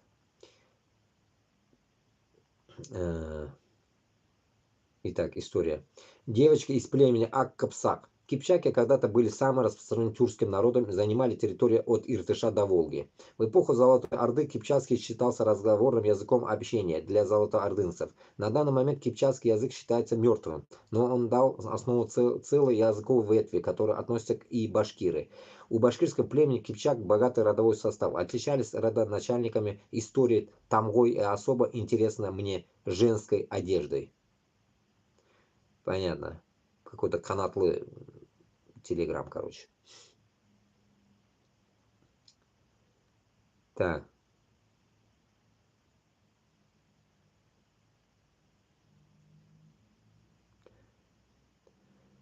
Салавате. Город Салават. По некоторым данным, в запретную зону залетел обычный кукурузник, не уведомив никого о своем полете. После предупредительного огня он изменил траекторию, улетел. Источник РБК Уфа опровергли атаку БПЛА в Салавате. В соцсетях поздно вечером во вторник, 26 ноября, распространялись кадры якобы прилета беспилотников в Салавате. Местные жители сообщили, что БПЛА пролетел над нефтехимическим предприятием города. По данным источника РБК Уфа, в экстренных службах прилет беспилотников в Салавате не зафиксировано над городом. Пролетал самолет Ан-2. В аэропорту Уфы сообщили РБК Уфа, что воздушная гавань выпускает и принимает самолеты в штатном режиме. Уже непонятно, блядь, правда или нет, людям уже мерещится нахуй. Это уже получается нахуй Башкортостан, блядь, на ушах. Это уже как бы звоночек к тому, что они, как говорится, уже нормально не спят, блядь.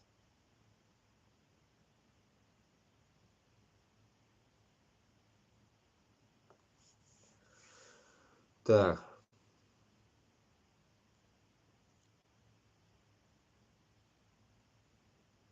Ну да, вот сообщается, и в итоге, короче, одно и то же.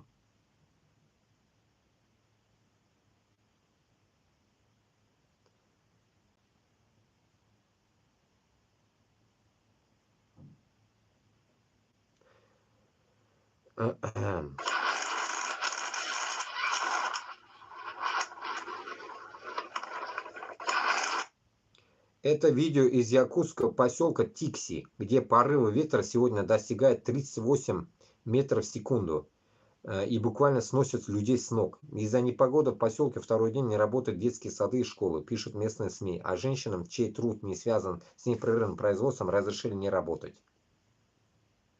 Пиздец, блядь, человек улетает, блядь.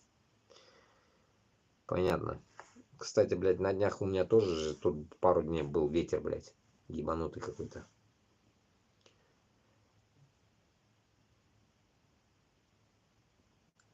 Так. Ни в коем случае не идите в Министерство обороны. Вот потому что, во-первых, пожизненный контракт. Это раз, два. А что значит пожизненный контракт, Юрий Юрьевич? Ну, в Министерстве обороны, ребят, будем реалистами. Что значит контракт до конца СВО? Кто видит этот конец? И вторая феерическая особенность работы Министерства обороны, просто фантастическая, что ты приходишь в нормальное подразделение, он как Гудвин, Царство Небесное. Его пригласили, говорят, сделаем учебный центр по беспилотникам. Он пришел, командира того сняли, поставили, я с трудом удерживаюсь от эпитетов, я очень надеюсь, что следствие даст исчерпывающую оценку, кого поставили вместо них. И убил уникальных людей этот нелюдь. Вот что бывает в Министерстве обороны сплошь и рядом. Угу.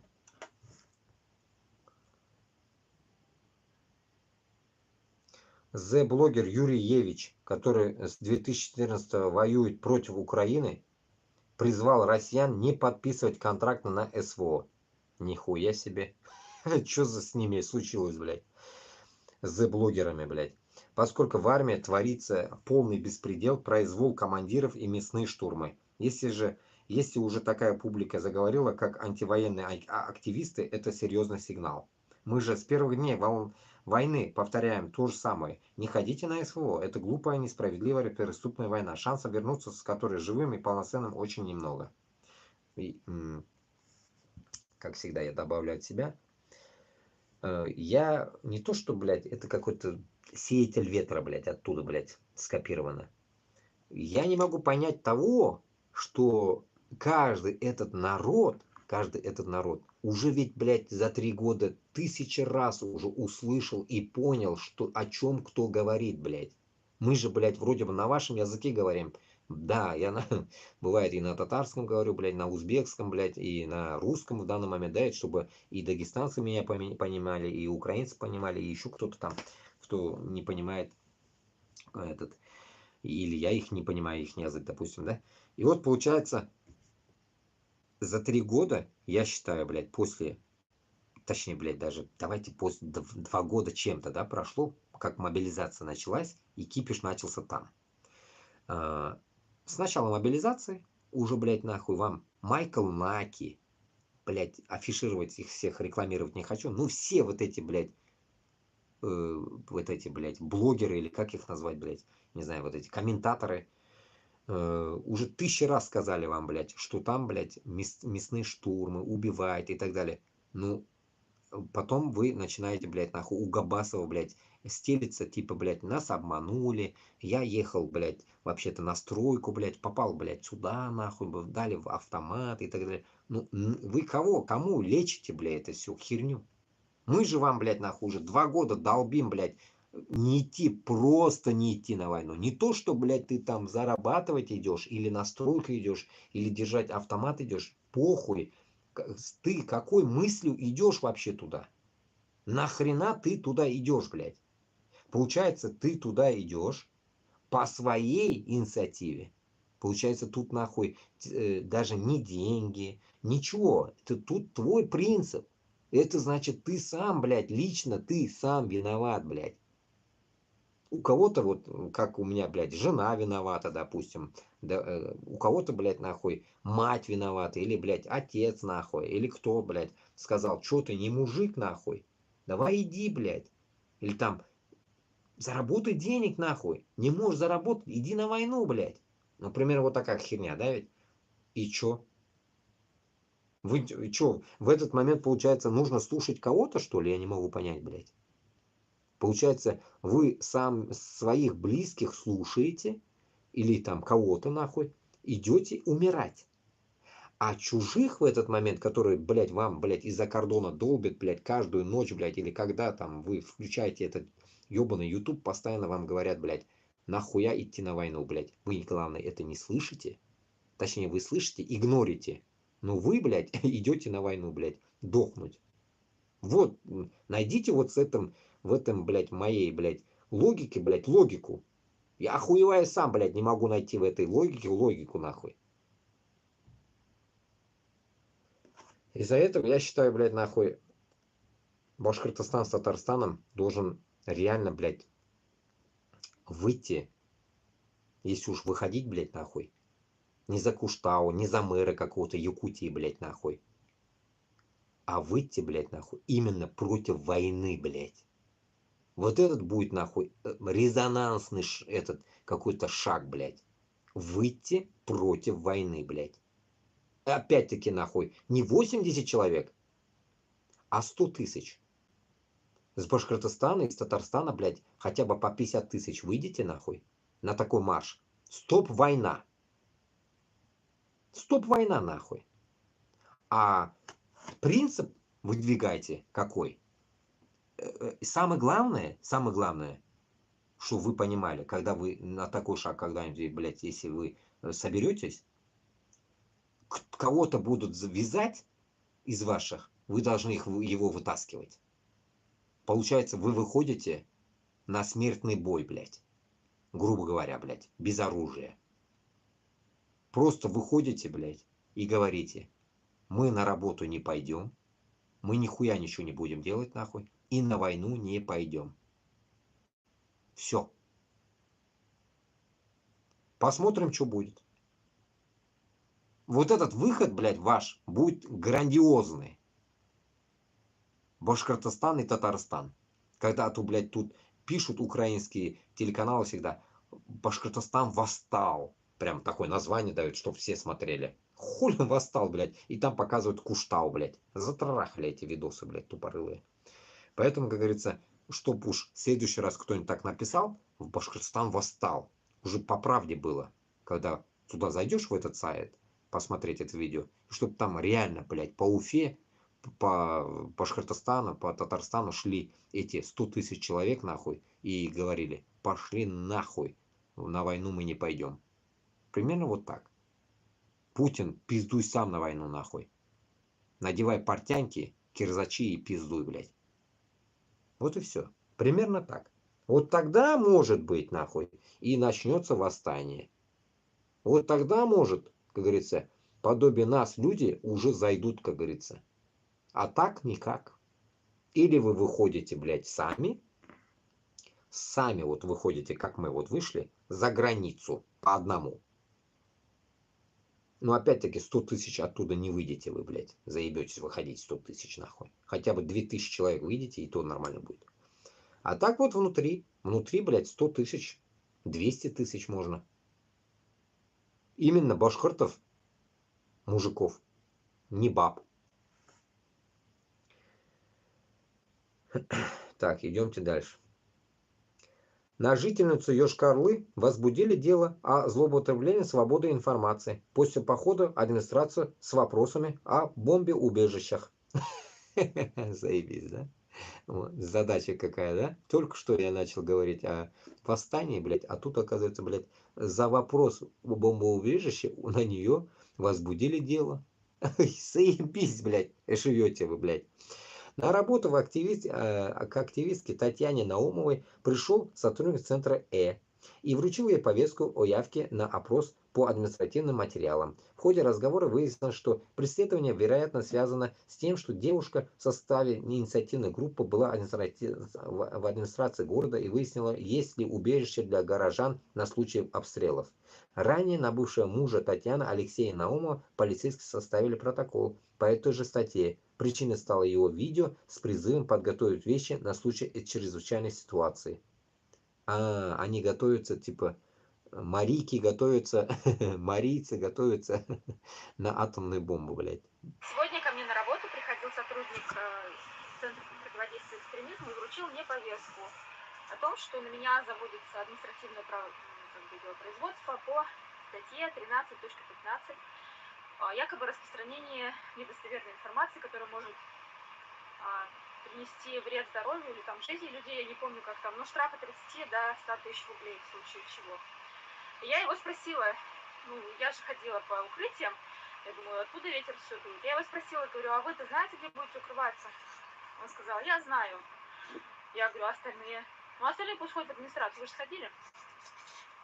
То есть точно оттуда ветер дует, потому что человек в курсе, что я ходила в администрацию. Я говорю, это что, говорю, каждый что ли должен ходить в администрацию? Это, говорит, тот, кто не позаботился о безопасности сам, каждый должен беспокоиться о безопасности сам. Говорю, а не что что там законы есть, которые должны выполнять органы власти? Вот так вот. Иду сегодня вечером на допрос.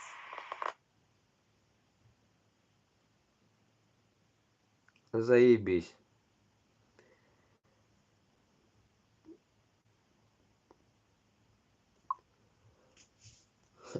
Вот так вот. Так что вот муж и девушка это, короче говоря, встряли. За то, что просто задали вопрос, блядь, есть бомбоубежище или нет. А где-то я слышал, что у бомбоубежища, блядь, где-то нахуй завалило говном, блядь, нахуй каким-то, блядь, как говорится. Так что у них, блядь, и убежище все залито дерьмом, блядь.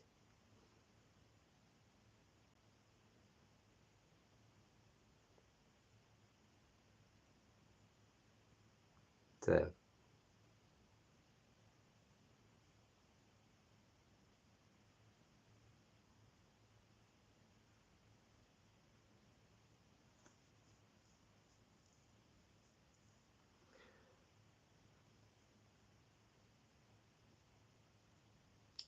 Еще один пример того, что все на СВО, а людям нечего.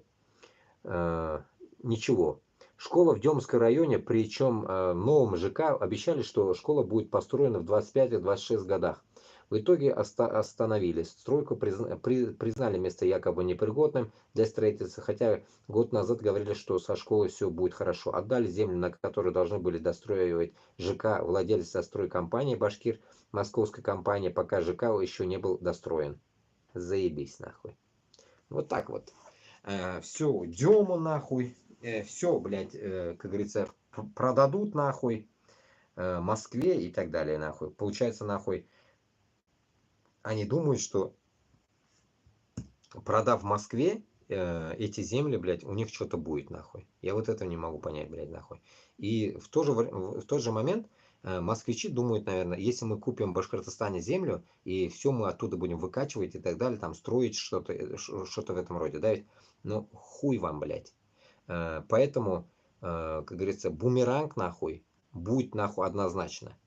В Башкортостане что будет построено, выкачано, блядь, оставлено нахуй, все будет наше.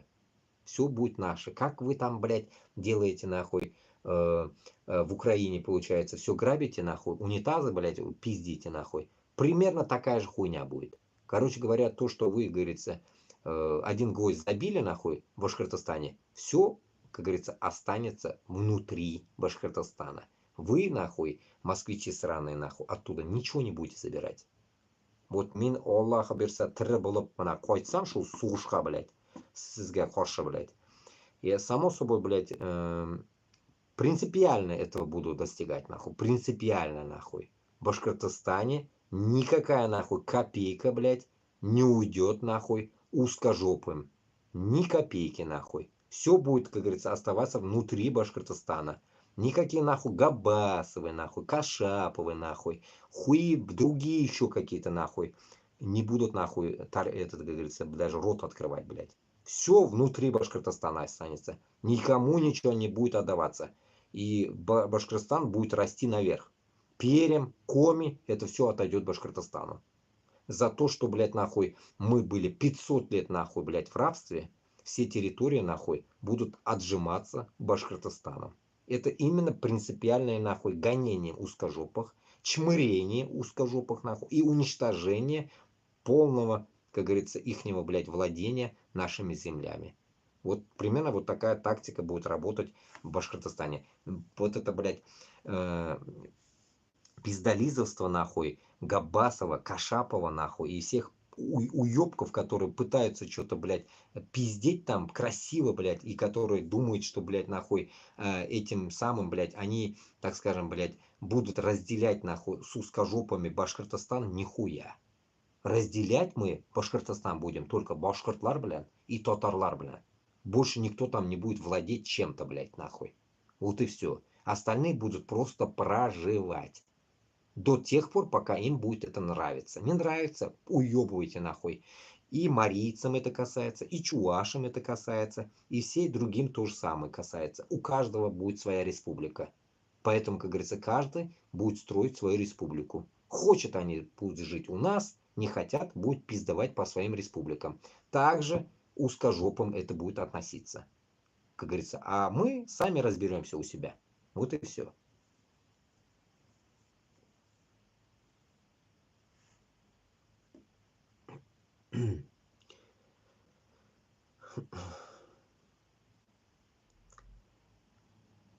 Президент Грузии Саломе Зурабишвили: сегодня парламента Грузии больше не существует. Также президент Грузии Зурабишвили отметила, что она верит в грузинское общество и в молодежь.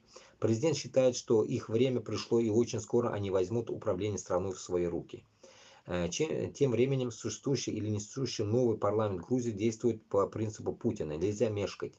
На заседании этого новоизбранного парламента 80 голосами за приняли решение о проведении выборов президента Грузии 14 декабря в здании парламента. Инаугурация назначена на 29 декабря текущего года. Послезавтра, 28 января, непризнанный президентом парламент Грузии собирается утвердить новый состав правительства.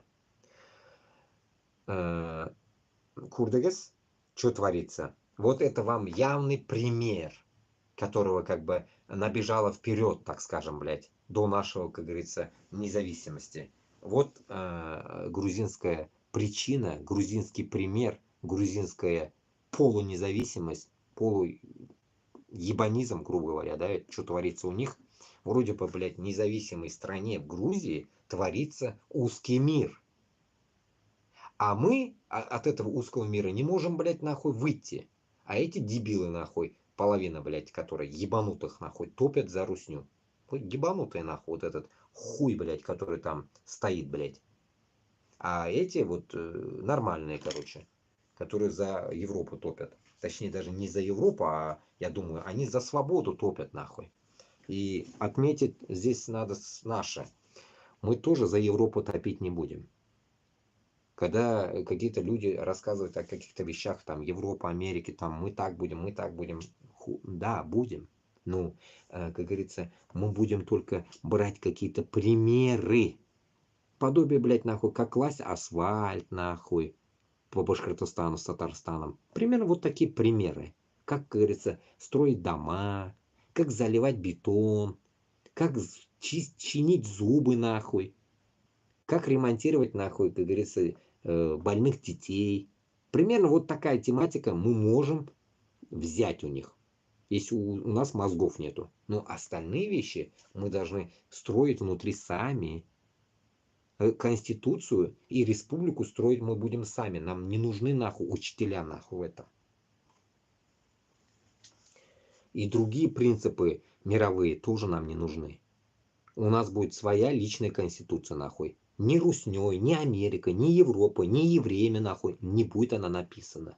У нас будет она написана нашими нормальными, адекватными людьми, которые укырган, быгу бітіргенлер, как говорится, зур уколарын бітірген кишілер будут, как говорится, насчет этого, как говорится, работать.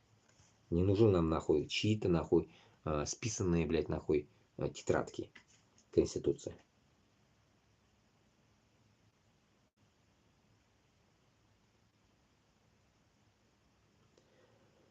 Ебанизм. Видите, вот в Екатеринбурге люди оказались запертыми в машинах посреди улицы, залиты кипятком. На улице маршала Захарова прорвало трубу с кипятком. Горячая вода заливает улицы. Приехала реанимация, сообщается о 3 пострадавших.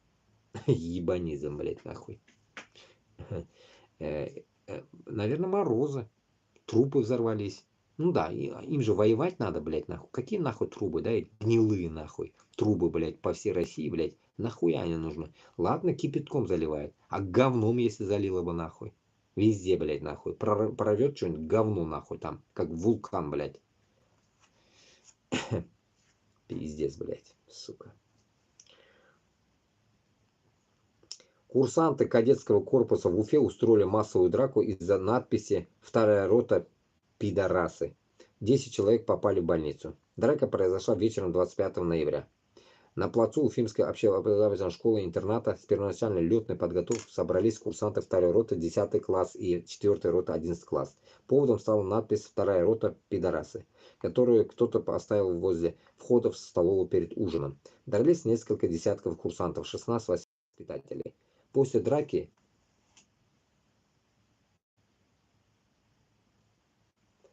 После драки 14 курсантов обратились за медицинской помощью. 10 человек попали в больницу. По данным базы, у двоих диагностировали компрессионный перелом позвонков. Нихуя себе. У остальных ушибы ребер, лица, почек. У одного из курсантов сломан нос. Во время разбора полета опросили 33 курсантов и 3 офицеров. Это ебучая нахуй система русни, блядь. Как говорится, не бей, как говорится, лежачего, у них не работает, нахуй. Бьют всех подряд.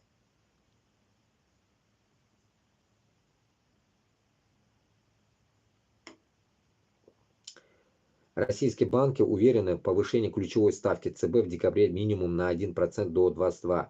Но на фоне продолжающего ускорения инфляции не исключает и шага 2% до 23 годовых. Забыл добавить. Сегодня же, блядь, нахуй, взлетел доллар, блядь, с евро, блядь. Доллар, получается, нахуй, 105 вроде бы, блядь, а евро 110. Заебись живут, получается, нахуй, в русне, блядь. 105, блядь, вот летом, блядь, недавно только, блядь, нахуй, в июле было, блядь, доллар 86, блядь. Где-то 84, вот так было, блядь. Ну, 80, грубо, да? А сейчас, блядь, 105 нахуй. Вообще охуенно, блядь, живете. Охуенно, блядь. Охуенно. Получается, еще интересный факт, блядь. Так, для контрактников ебаных, которые не шарят в математике нихуя. Ваши 200 тысяч рублей, нахуй, сегодня, блядь, опустились нахуй. Так что требуйте у своих пидорасов еще пару тысяч, как говорится, добавить, чтобы... Сейчас, получается, ваши 200 тысяч рублей, которые вам дают, нахуй, по старому курсу вам дают, блядь, не 2000, получается, евро, получается, дают вам, а ниже, получается. Понимаете? Поэтому, как говорится, вам надо сказать, что, блядь, ваши 200, так скажем, если 200 тысяч получали, по 105, получается, раньше если курс был 86, блядь, вы получали бы по, ну, грубо, мы тогда еще считали по 2000 евро, считали, блядь, так, чтобы не мелочиться. А если так помелочиться, то, блядь, вы сейчас, нахуй, не 2 куска, блядь, евро получаете, а ниже получается, чем раньше. Точнее, блядь, вам должны доплачивать. Примерно так. Ну хуй кто вам будет доплачивать это. Потому что вы в рублях как получали, так и в рублях будете получать.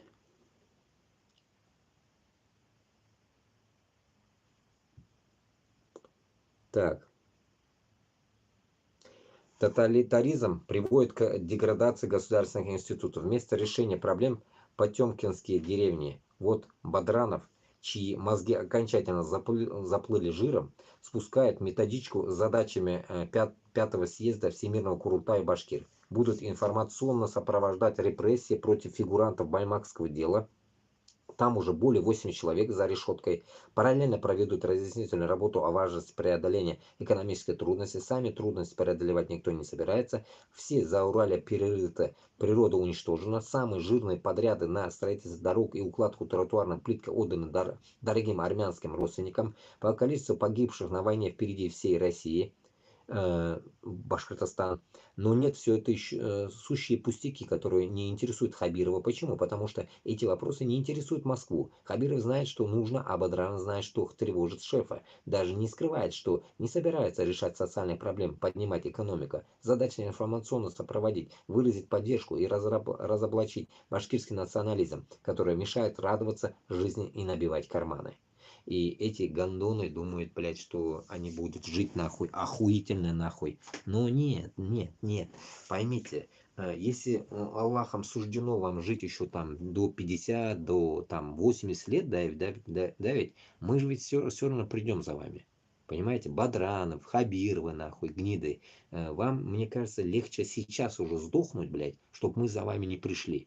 Я так думаю, потому что и Путина это, блядь, и Миниханова, и Кадырова, нахуй, и всех вас, блядь, это касается. Вам, гондонам, лучше сейчас уже вешаться, нахуй, как говорится, заранее, блядь, нахуй. Потому что, блядь, нахуй, мы за каждым Хабировым, Бадрановым, нахуй, и всякой вот это шушеры мы придем. Вы не думайте, что, блядь, сейчас вот мы все, блядь, все, забыли, нахуй, все, допустим, Украина куда-то исчезла, нахуй, все, тишина, порядок. Не, нихуя. Все. Мы, как говорится, поняли, блядь, с кем мы жили, блядь. Мы уже это уже назад не отдадим. Понимаете? Борьба это будет, нахуй, до тех пор, пока мы не победим. Поэтому, как говорится, здесь проигравшие только вы будете. А мы будем терпеть. Мы будем терпеть до того момента, пока в наши руки не попадет оружие. Вот и все. Не то, что даже народ, блядь, попадет. Или там встанет народ, блядь. А так, что...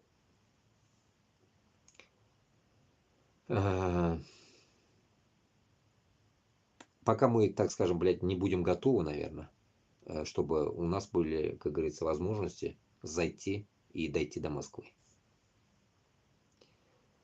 Итак, тут к нему комментарии, да? Или что это написали двое?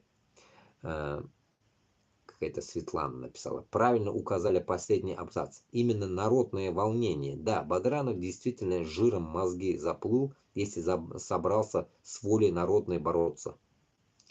Понятно. Вот, собственно, то, о чем я и говорю чуть выше. И все обстоит даже хуже, чем представлялось. Хабиров и Бадранов – эталонные манкурты и настоящие предатели. И чем дольше они будут оставаться у власти, тем более тяжелым будет положение у башкирского народа и республики в итоге. Они просто хотят нас уничтожить, как минимум политически, и этому нужно сопротивляться. Вот. Давайте я им отвечу тут в этом. Вот у меня сейчас идет прямой эфир. И вот отвечаю вот этим Республика Юрто. И кто там, откуда это выходит, да, эти с Куштау Байрама. Туғанлар. Башқұртлар һәм татарлар Башқұртстанға һәм Татарстанға мен айтам сезгә, әйме. Бадранов, Хабировларны біз барбыр рано или поздно юғалтабыз. Onun için халык басырга тиеш, халык торырга тиеш, уянырга тиеш. Onun için biz әз генәбез. Әз кеше аны эшли алмый барыбер. Безне бер көндә үтерәләр. Бергә без бөтенебез бассак, без җиңеп чыгабыз аны. 3 көндә Мәскәүне алабыз кулга.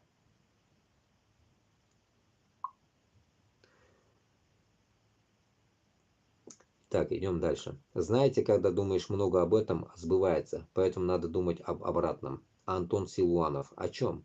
Встречайте нового бизнес-коуч, глава Минфина РФ Силуанов. Чтобы спасти экономику России, нужно думать о снижении ключевой ставки и курса рубля. В этом ключе пойти, что ли? О ПИПе подумать. О ПИПе подумать.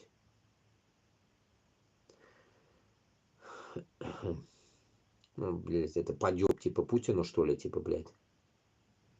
Это хуйня какая-то. Понятно. Этот пидор Медведев обозначил новую красную линию. Он заявил, что передача ядерного оружия Украине будет расценена как нападение на Россию. Эволюция красных линий РФ. Первое. Подвигать НАТО к границам России нельзя. Второе. Ладно, надо подвигать можно, но вооружать Украину нельзя. Третье. Ладно, вооружать Украину можно, но бить по приграничным российским селам нельзя. Четвертое. Ладно, по селам можно, но по Белгороду нельзя. Окей. Пятое. Ладно, бить по городам РФ можно, но выходить на территорию РФ нельзя. Окей. Шестое. Ладно, входить можно, но вглубь территории РФ бить нельзя. Седьмое. Ладно, бить вглубь территории РФ можно, но только дронами, ракетами нельзя. Восьмое. Ладно, ракетам тоже можно, но вот ЯО передавать, ядерное оружие, да, передавать Украине нельзя. Вот оно что. Вот такой, понятно, прикол. Ну, как обычно, блядь, девятым можно добавить только одно, что по Башкортостану и Татарстану бить тоже можно. Я вам разрешаю. Хуярьте нахуй по ним, чтобы они нахуй, суки, блядь, манкурты, осознали, что есть мы. И мы, как говорится, их образование получается нахуй, как сказать, блядь, в армии говорят, встать в строй, как говорится, мы их ждем. И мы будем их ждать, чтобы они, блядь, очухались наконец-то.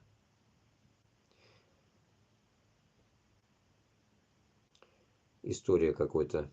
Башкиры дрались против русских с великим бешенством, предпочитая смерть уходу из родных гор. Вся Башкирия озарилась пламенем, каждый камень здесь взывал о мести. Е. Федоров какой-то. История башкир. Не знаю, вообще остались ли такие башкиртлары еще, я не могу понять. Где же они? Чё ж так нас мало? Не пойму. Я не могу отрицать, что нас нету. Мы есть, но нас мало.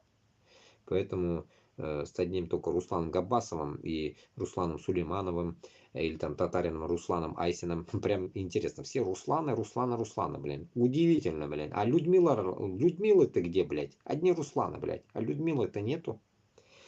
В итоге получается одни Русланы и все башкорты и татары, а толку-то нихуя.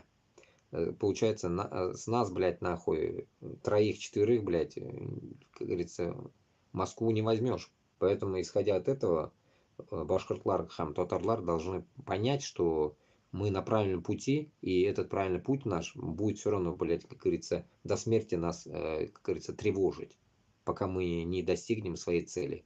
Я считаю, что чем быстрее мы, как говорится, дойдем до этой цели, мы быстрее, как говорится, создадим свою независимость. И в то же время само собой, будет колоссальная помощь всем регионам и, само собой, Украине.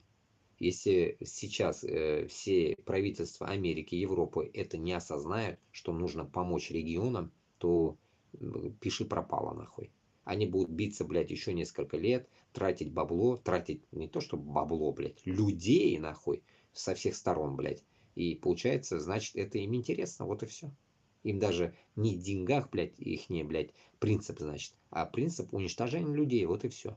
И деньги им нахуй не нужны. Потому что все равно, блядь, они выкопают нахуй, перепиздят нахуй по этим землям, по всему миру, блядь, и пополнят свою казну. Так что для них деньги это просто хуйня. А вот уничтожение людей для них это принцип. Госдума приняла законопроект о введении уголовной ответственности за создание или обеспечение работы сайтов, страниц сайтов и программ, предназначенных для незаконного оборота персональных данных. Также документ предусматривает ответственность за незаконное использование и оборот компьютерной информации, содержащей персональные данные. Что за дерьмо нахуй? Че, никто не понял, блядь? Какие нахуй персональные данные, где-то что-то использовать нахуй? Я одну вещь понял, блядь, в Русне, блядь, то, что, блядь, нахуй, ты хоть 33 раза, нахуй, что-то используй, блядь, в Русне, блядь, а в обход, блядь, 10 вариантов выйдет. Допустим, они придумали один закон, нахуй, допустим, не нарушать правил дорожного движения. Через него, блядь, проходит 10, нахуй, всяких хуевых, блядь, этих коррупционных методов, блядь, так что проблем нет. Первое, это, получается, наша задача это уничтожить коррупцию. Это просто реально ликвидировать нахуй этих гандонов, которые, блядь, занимались этой коррупцией, блядь. Особенно по Башкортостану с Татарстаном, начиная с Хабирова и заканчивая, блядь, ну, как говорится, это библиотекаршей нахуй в деревне, в ауле. Последняя работа, так скажем.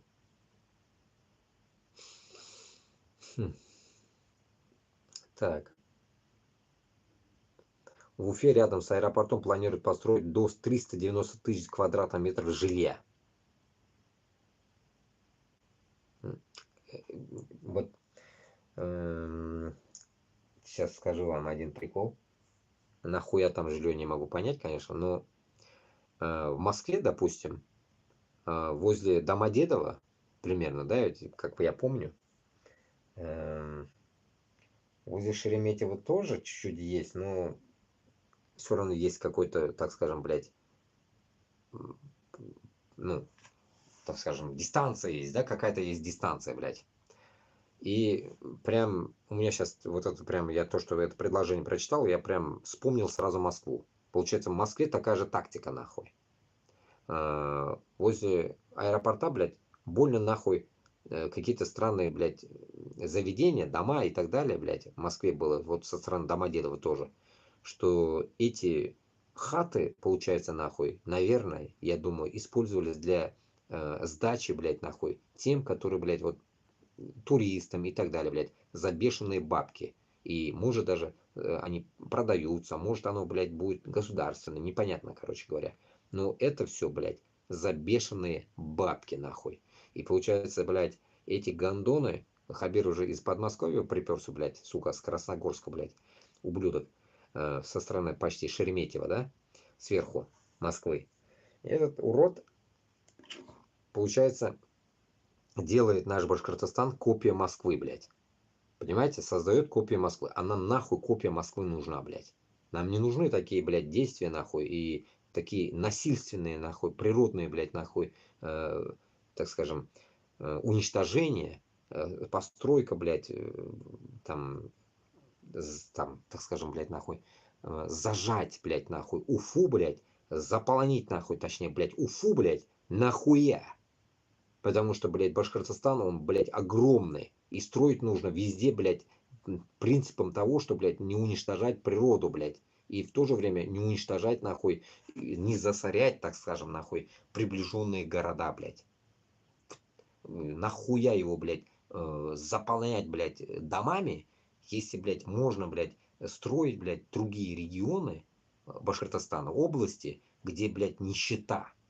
Нахуя его кутенетагра, блядь, в жопу нахуй строить, блядь, вблизи Уфы, блядь. тупорылые, блядь, застройки, нахрена? Ответ один. Продать дорого.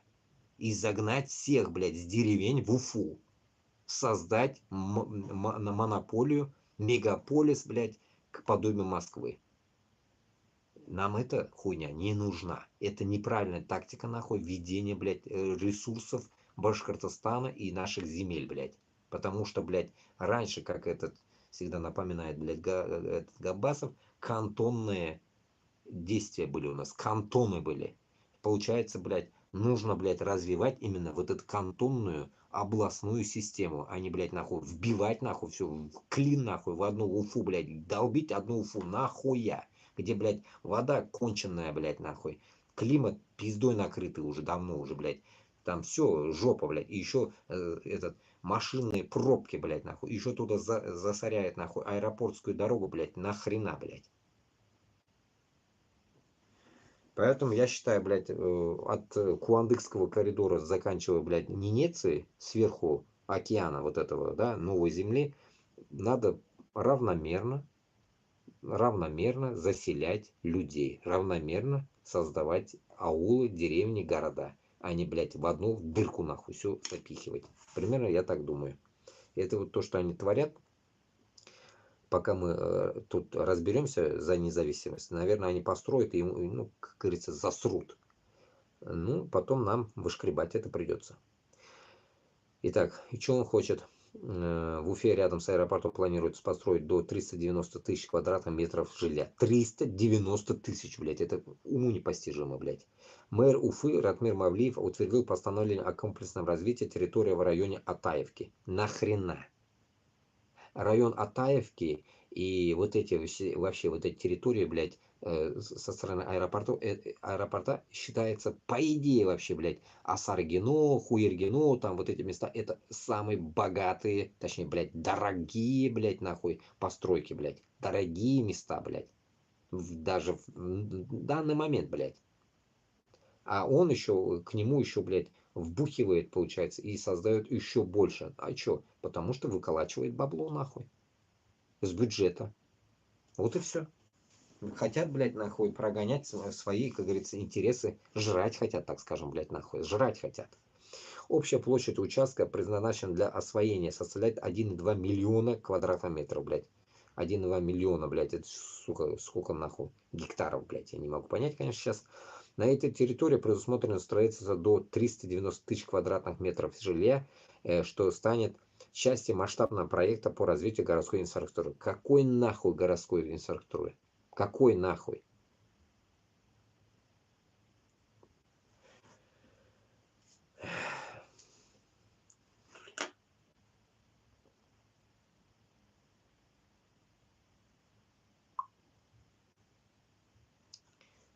Поэтому, туғандар, я считаю, что вот если мы рано, ну, блядь, рано или поздно мы не станем, у нас реально получается нахуй, ну, так скажем, блядь, остальных даже, блядь, досконально уже зомбируют, короче, и нам придется уничтожать уже свой народ. Вот нам, которые, блядь, которые хотят создать независимость, нам придется уничтожать своих. Потому что без вариантов. Они оставляют нас без вариантов, чтобы у нас была междоусобица. И уничтожали мы друг друга. Поэтому холок, который в Башкортостане и в Татарстане, должен понимать, что сейчас вы живете под гнетом. И этот гнет рано или поздно закончится. И против нас, которые хотят, как говорится, свою нацию сохранить, выступать и выебываться лучше не стоит.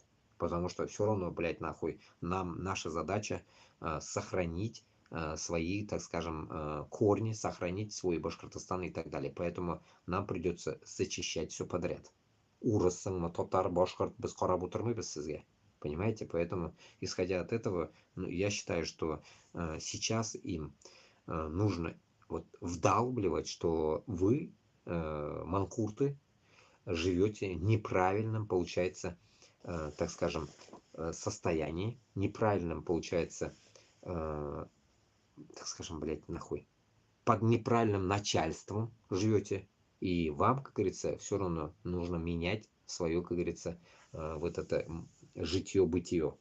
И мы, как говорится, стоим на этом пути, так скажем. Всем привет из Майами. Привет, привет. А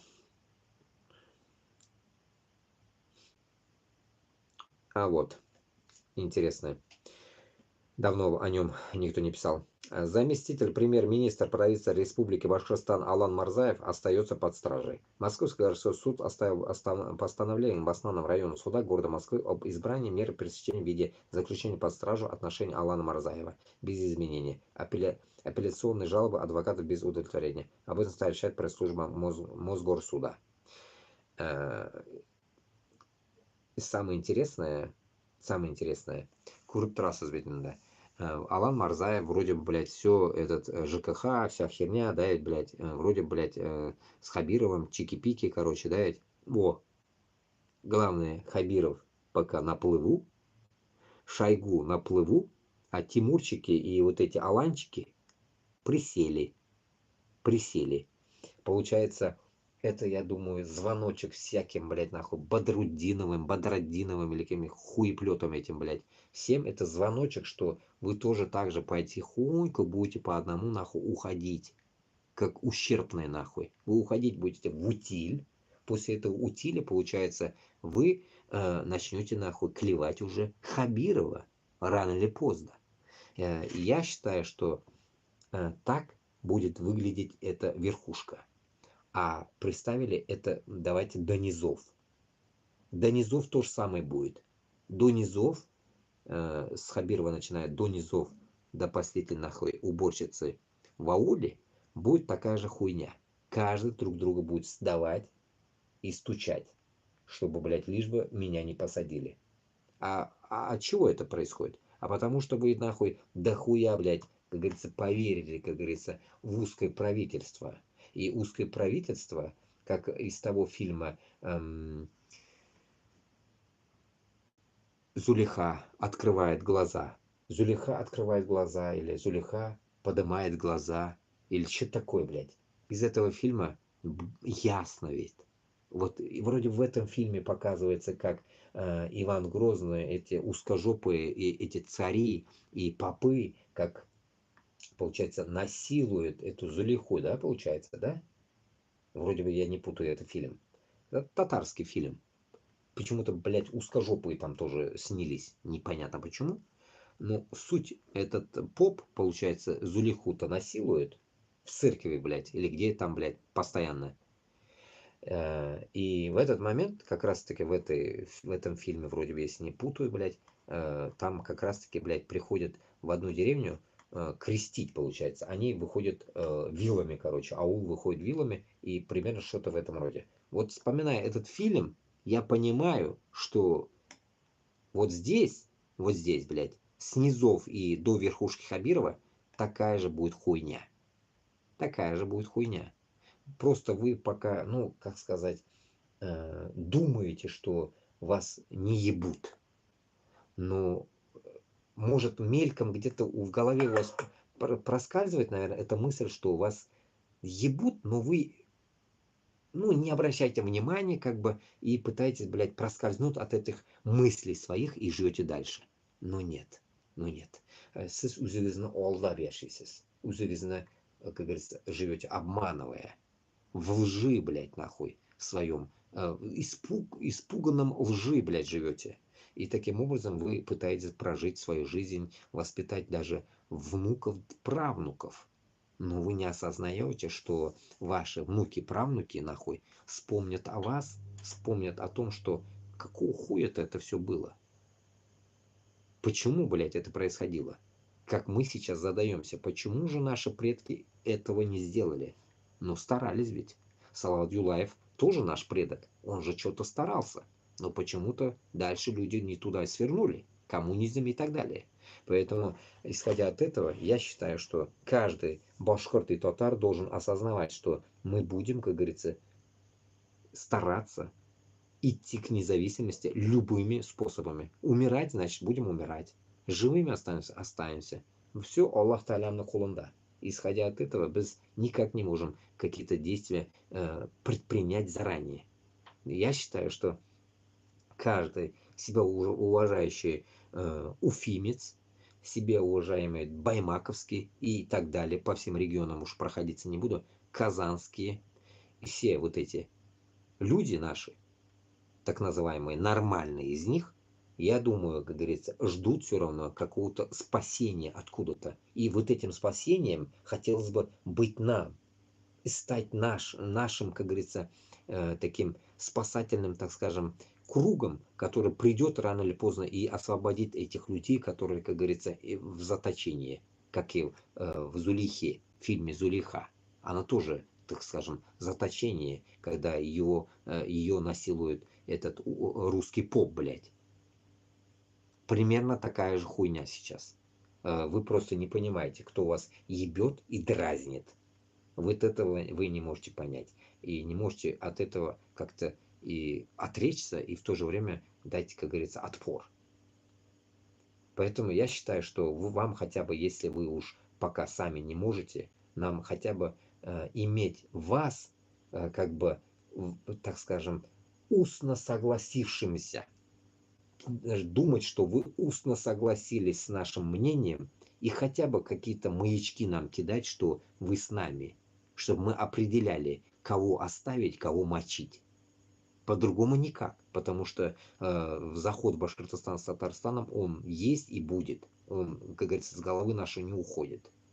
И мы здесь, блядь, всю жизнь жить не приехали. Мы сюда приехали отчасти каждый по своей проблеме. Не просто так. И самая первая проблема — это не можем жить в Башкортостане. Поэтому мы здесь. Мы не согласны этой властью, поэтому мы здесь. Мы хотим изменить это все. Вот и все. Наша задача, получается, значит, изменить, но наши силенки малы, наверное, для этого грандиозного плана. И для этого весь Башкортостан с Татарстаном должен встать на уши, так скажем, на дыбы. И исходя от этого, мы должны планировать уже совместно. Поэтому всегда я говорю, малайлар, кызлар деген кебек кушылабыз, но кызлар инде, так скажем, хотя бы так для поддержки штанов, так скажем, а малайлар уже для дела. Понимаете? Малайлар для дела. Утыздан иллиге хатлы.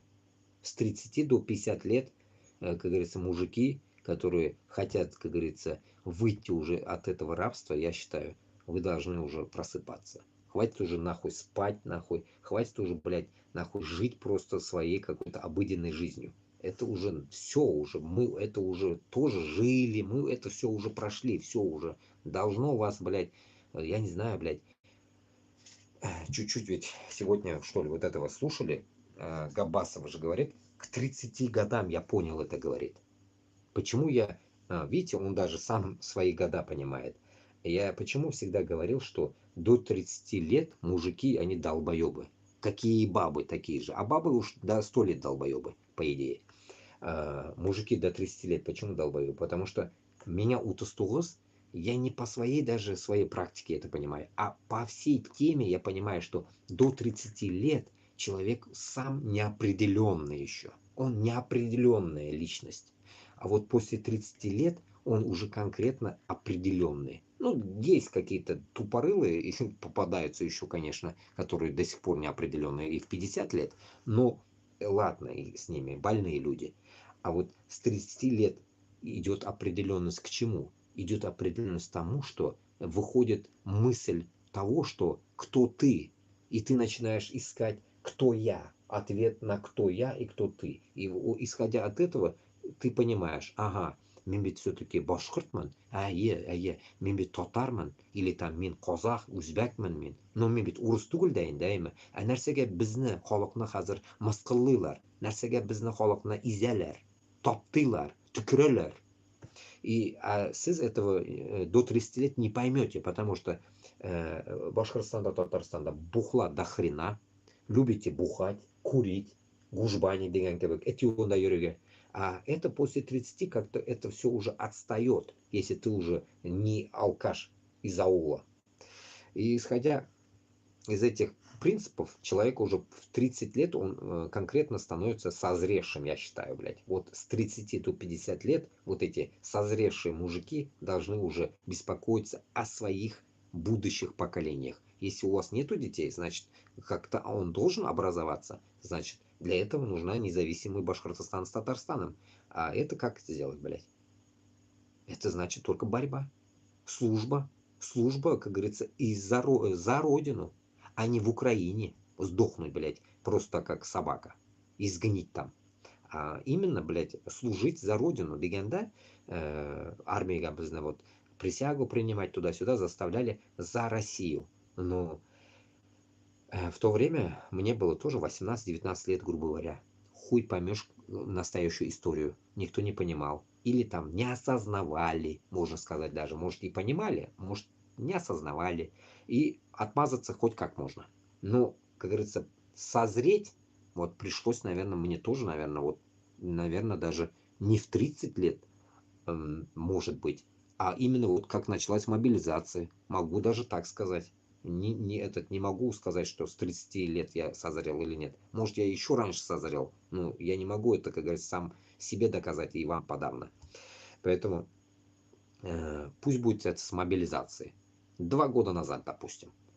Если у вас, получается, созрение придет завтра или сегодня после моего разговора, разницы нету. Главное, услышать то, что вам нужно. Вам нужна независимость Башкортостана? Нужен вам Татарстан независимый? Значит, нужно действовать. Если оно вам не нужно действовать тогда.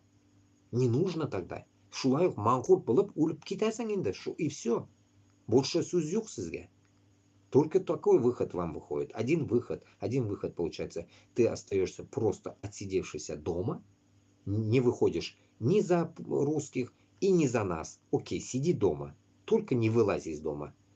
А есть еще, я считаю, категории таких, которые будут топить за Башкортостан с Татарстаном. Я вот жду таких. Главное, как говорится, против нас не выходите. Вот ваша задача хотя бы вот так. Қолыңнан келмей екен, бізге де қарсы шықма. Все, шулай ғана. Если бізге қарсы шығасың екен, значит, ну, сені қоядар біз жоғалтырға тиіс боламыз. Или, в крайнем случае, утыртып қоямыз, бірақ тығып, вместо Алсынова. Или, как говорится, придется вас грохнуть. Другого варианта нету. Потому что беспощадной в украинской войне вас просто как собак режут нахуй, блядь. А вот тут, получается, будет именно цель, блядь, получается, освобождение Башкортостана с Татарстаном. И в этот момент я считаю, блядь, нахуй, если моя кровь, блядь, встанет против меня, блядь, нахуй, как ком в горле, так скажем, поперек, блядь, ну, это как-то ни к селу, ни к городу. Поэтому я считаю, это нужно будет как-то пресечь сразу. Вот примерно так. Потому что Башкортостан на Татарстанда әлі урыслардан көп нәрсе yok әлі. Олардан құтылырға туры келе әлі. Тут еще наши будут еще пиздеть, блядь, по дороге, под ноги, как говорится, бросаться. Ну, из-за этого, я считаю, надо уменьшать такую траекторию людей. Нужно больше приглашать наши, как говорится, пути. Наш, как говорится, батальон или рота, я не знаю, как называете. Короче, нашу защиту, так скажем, от Москвы. Примерно так. Тут новостей до хрена, конечно. Ну вот, давайте вот кто-то тут Батыр и Талпар написал какой-то вот, не знаю, что за чувак. Мында видно, білмейсің, кем нәрсе яза. Хрен поймешь, кто там сидит. Хотел бы обратить внимание на простой факт, о котором забывают комментаторы, обсуждающие применение Орешника и Атакамса. В тактике применения ракет и планирующих бомб очень важную роль играет разведка и определение цели. Армия РФ запустила дорогущую ракету по очевидной цели с известными координатами. По оружейному заводу, существующему уже лет 70, понаскольку очевидно и понятие цели, что все ценные оттуда было вывезено в начале первого применения ракет «Калибр», то есть в начале полномасштабного вторжения. Спутниковые карты вчера показали, что даже с таким задачей российская ракета не справилась. В то же время всю последнюю неделю Атакамса прилетает по командным пунктам и системам ПФО. ПВО. Причина проста. Американские спутники все видят. Можно сколько угодно надувать щеки в программах на РЕН-ТВ и рассказывать про аналогов нет, но страна, не способная производить мобильные телефоны и хорошие машины, уже давно из-за старта проиграла космическую гонку. Вспомните количество российских генералов, погибших на СВО.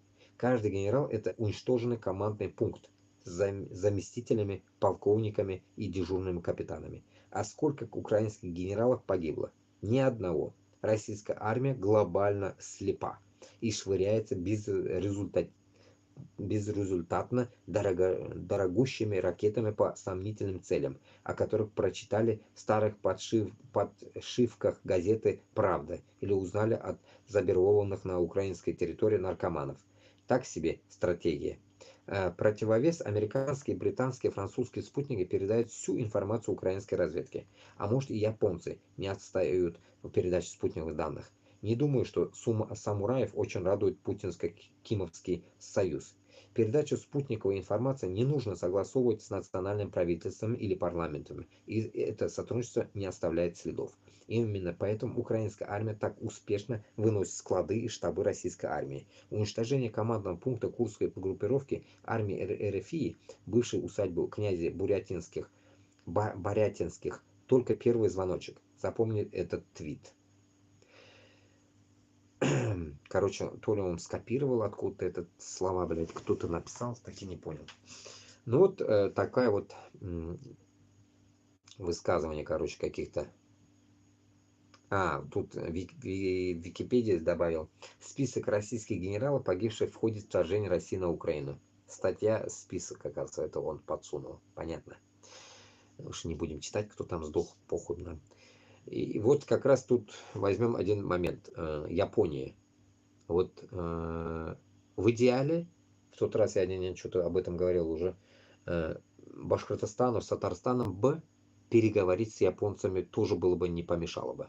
Башкортостан с Татарстаном как бы может перепиздеть с японцами насчет, так скажем, оружия, насчет какой-то взаимной помощи и так далее. И я считаю, что японцы, я думаю, встанут на нашу сторону, потому что, как говорится, мы с ними, по идее, как говорится, не соседи даже, блядь.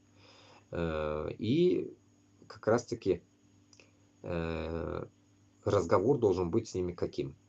Допустим, они, если вот эту тему всю, получается, за независимость нашу, как говорится, помогают, не только там другие, там, американцы, японцы и так далее, именно японцы, если вот эту тему в интересах их, если они нам будут помогать по разъебу Москвы, то мы лично вот те независимые государства, которые внутри будут России, они выделят те земли Уссурийска, Хабаровска, они нахуй нам не нужны все равно.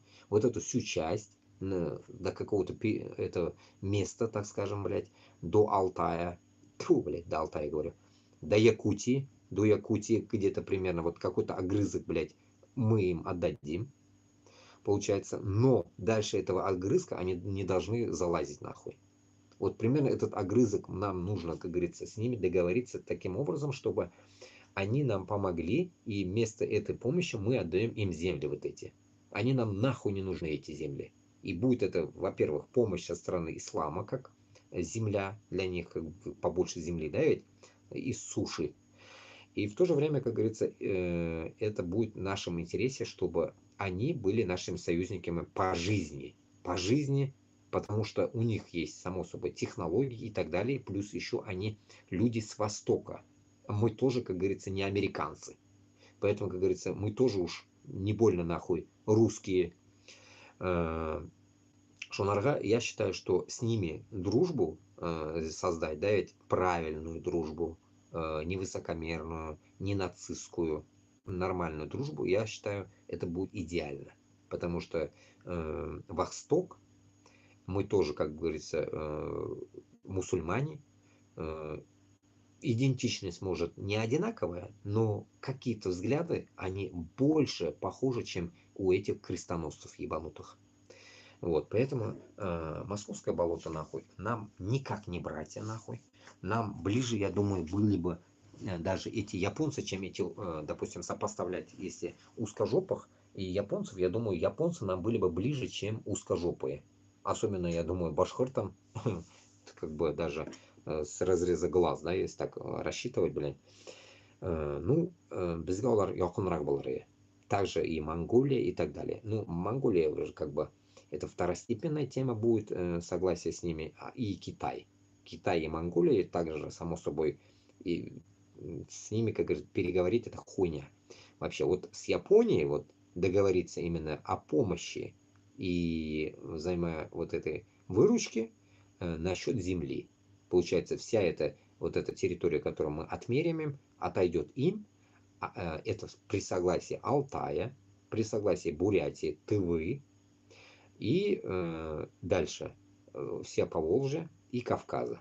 Вот мы все будем заключать такой мирный расписку, что мы, как говорится, сами произвольно отдаем эти земли. Почему? Потому что именно таким образом мы будем разъебывать русские территории, чтобы русня дальше Москвы не думала, что у них будет какая-то территория, подобие Аляски или там Сахалина и так далее. Нихуя. Сахалин также уйдет японцам.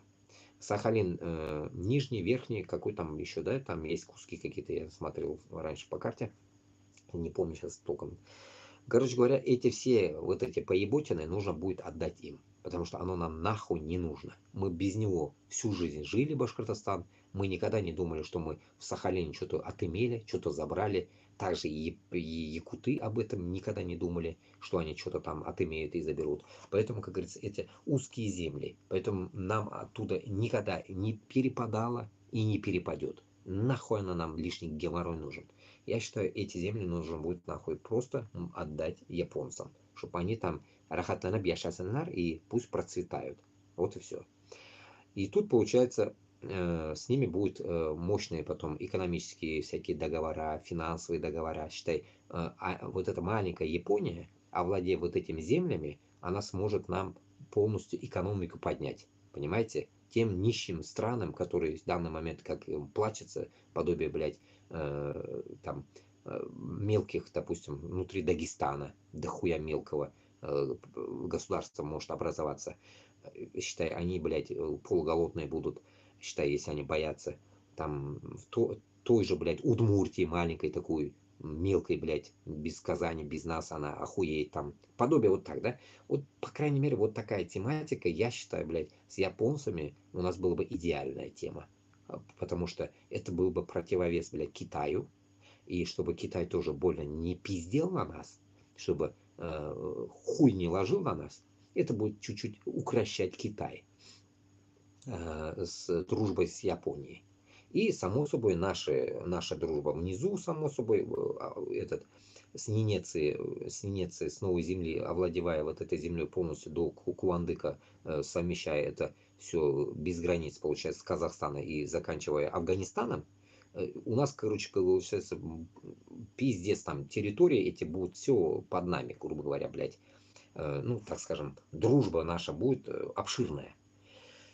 И я считаю, что Азия и вся восточная сторона Земли вообще, это будет огромный глобальный вообще, блядь, бизнес, так скажем, блядь. Бля, короче, у меня один телефон сел, короче. Этот интернет стух, блядь.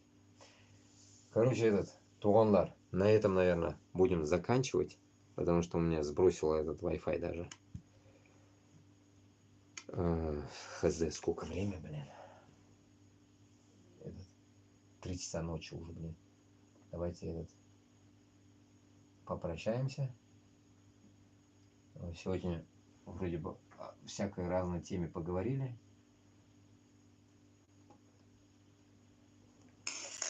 Так, вот. И тут тоже сейчас сядет. 2% осталось только, блин. 3 часа 30 минут говорили. 534 человека сидело.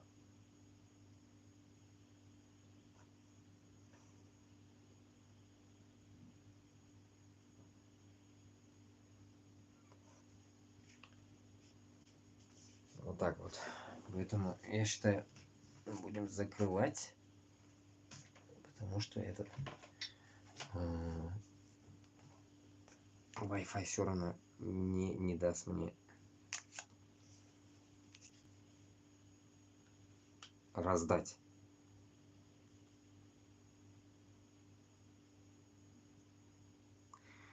Вот. Оставим еще какие-нибудь разговоры на потом тогда. Кто там? Утырган рахмат сізге бүтін кісі. Там то ли 23 человека, 19 человек сидело. Кому ты что там отдаешь, отдавалку еще не вырастил. Тебя никто не будет спрашивать.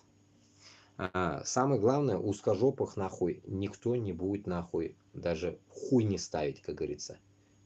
И с ними даже разговаривать нахуй что-то никто не будет и не должен. Башкортостанда, Татарстанда будет такая, именно принцип такой будет. Полное нахуй унижение, уничтожение. Только таким образом мы сможем, как говорится, одолеть ихние, получается, так скажем, нахуй, узкий мир, как говорится. Дадим им, как говорится, сузиться до, как говорится, последнего, как говорится, яйца. Вот так вот. Так что давайте рахмат, танаш йоко, или доброе утро всем. Рахмат.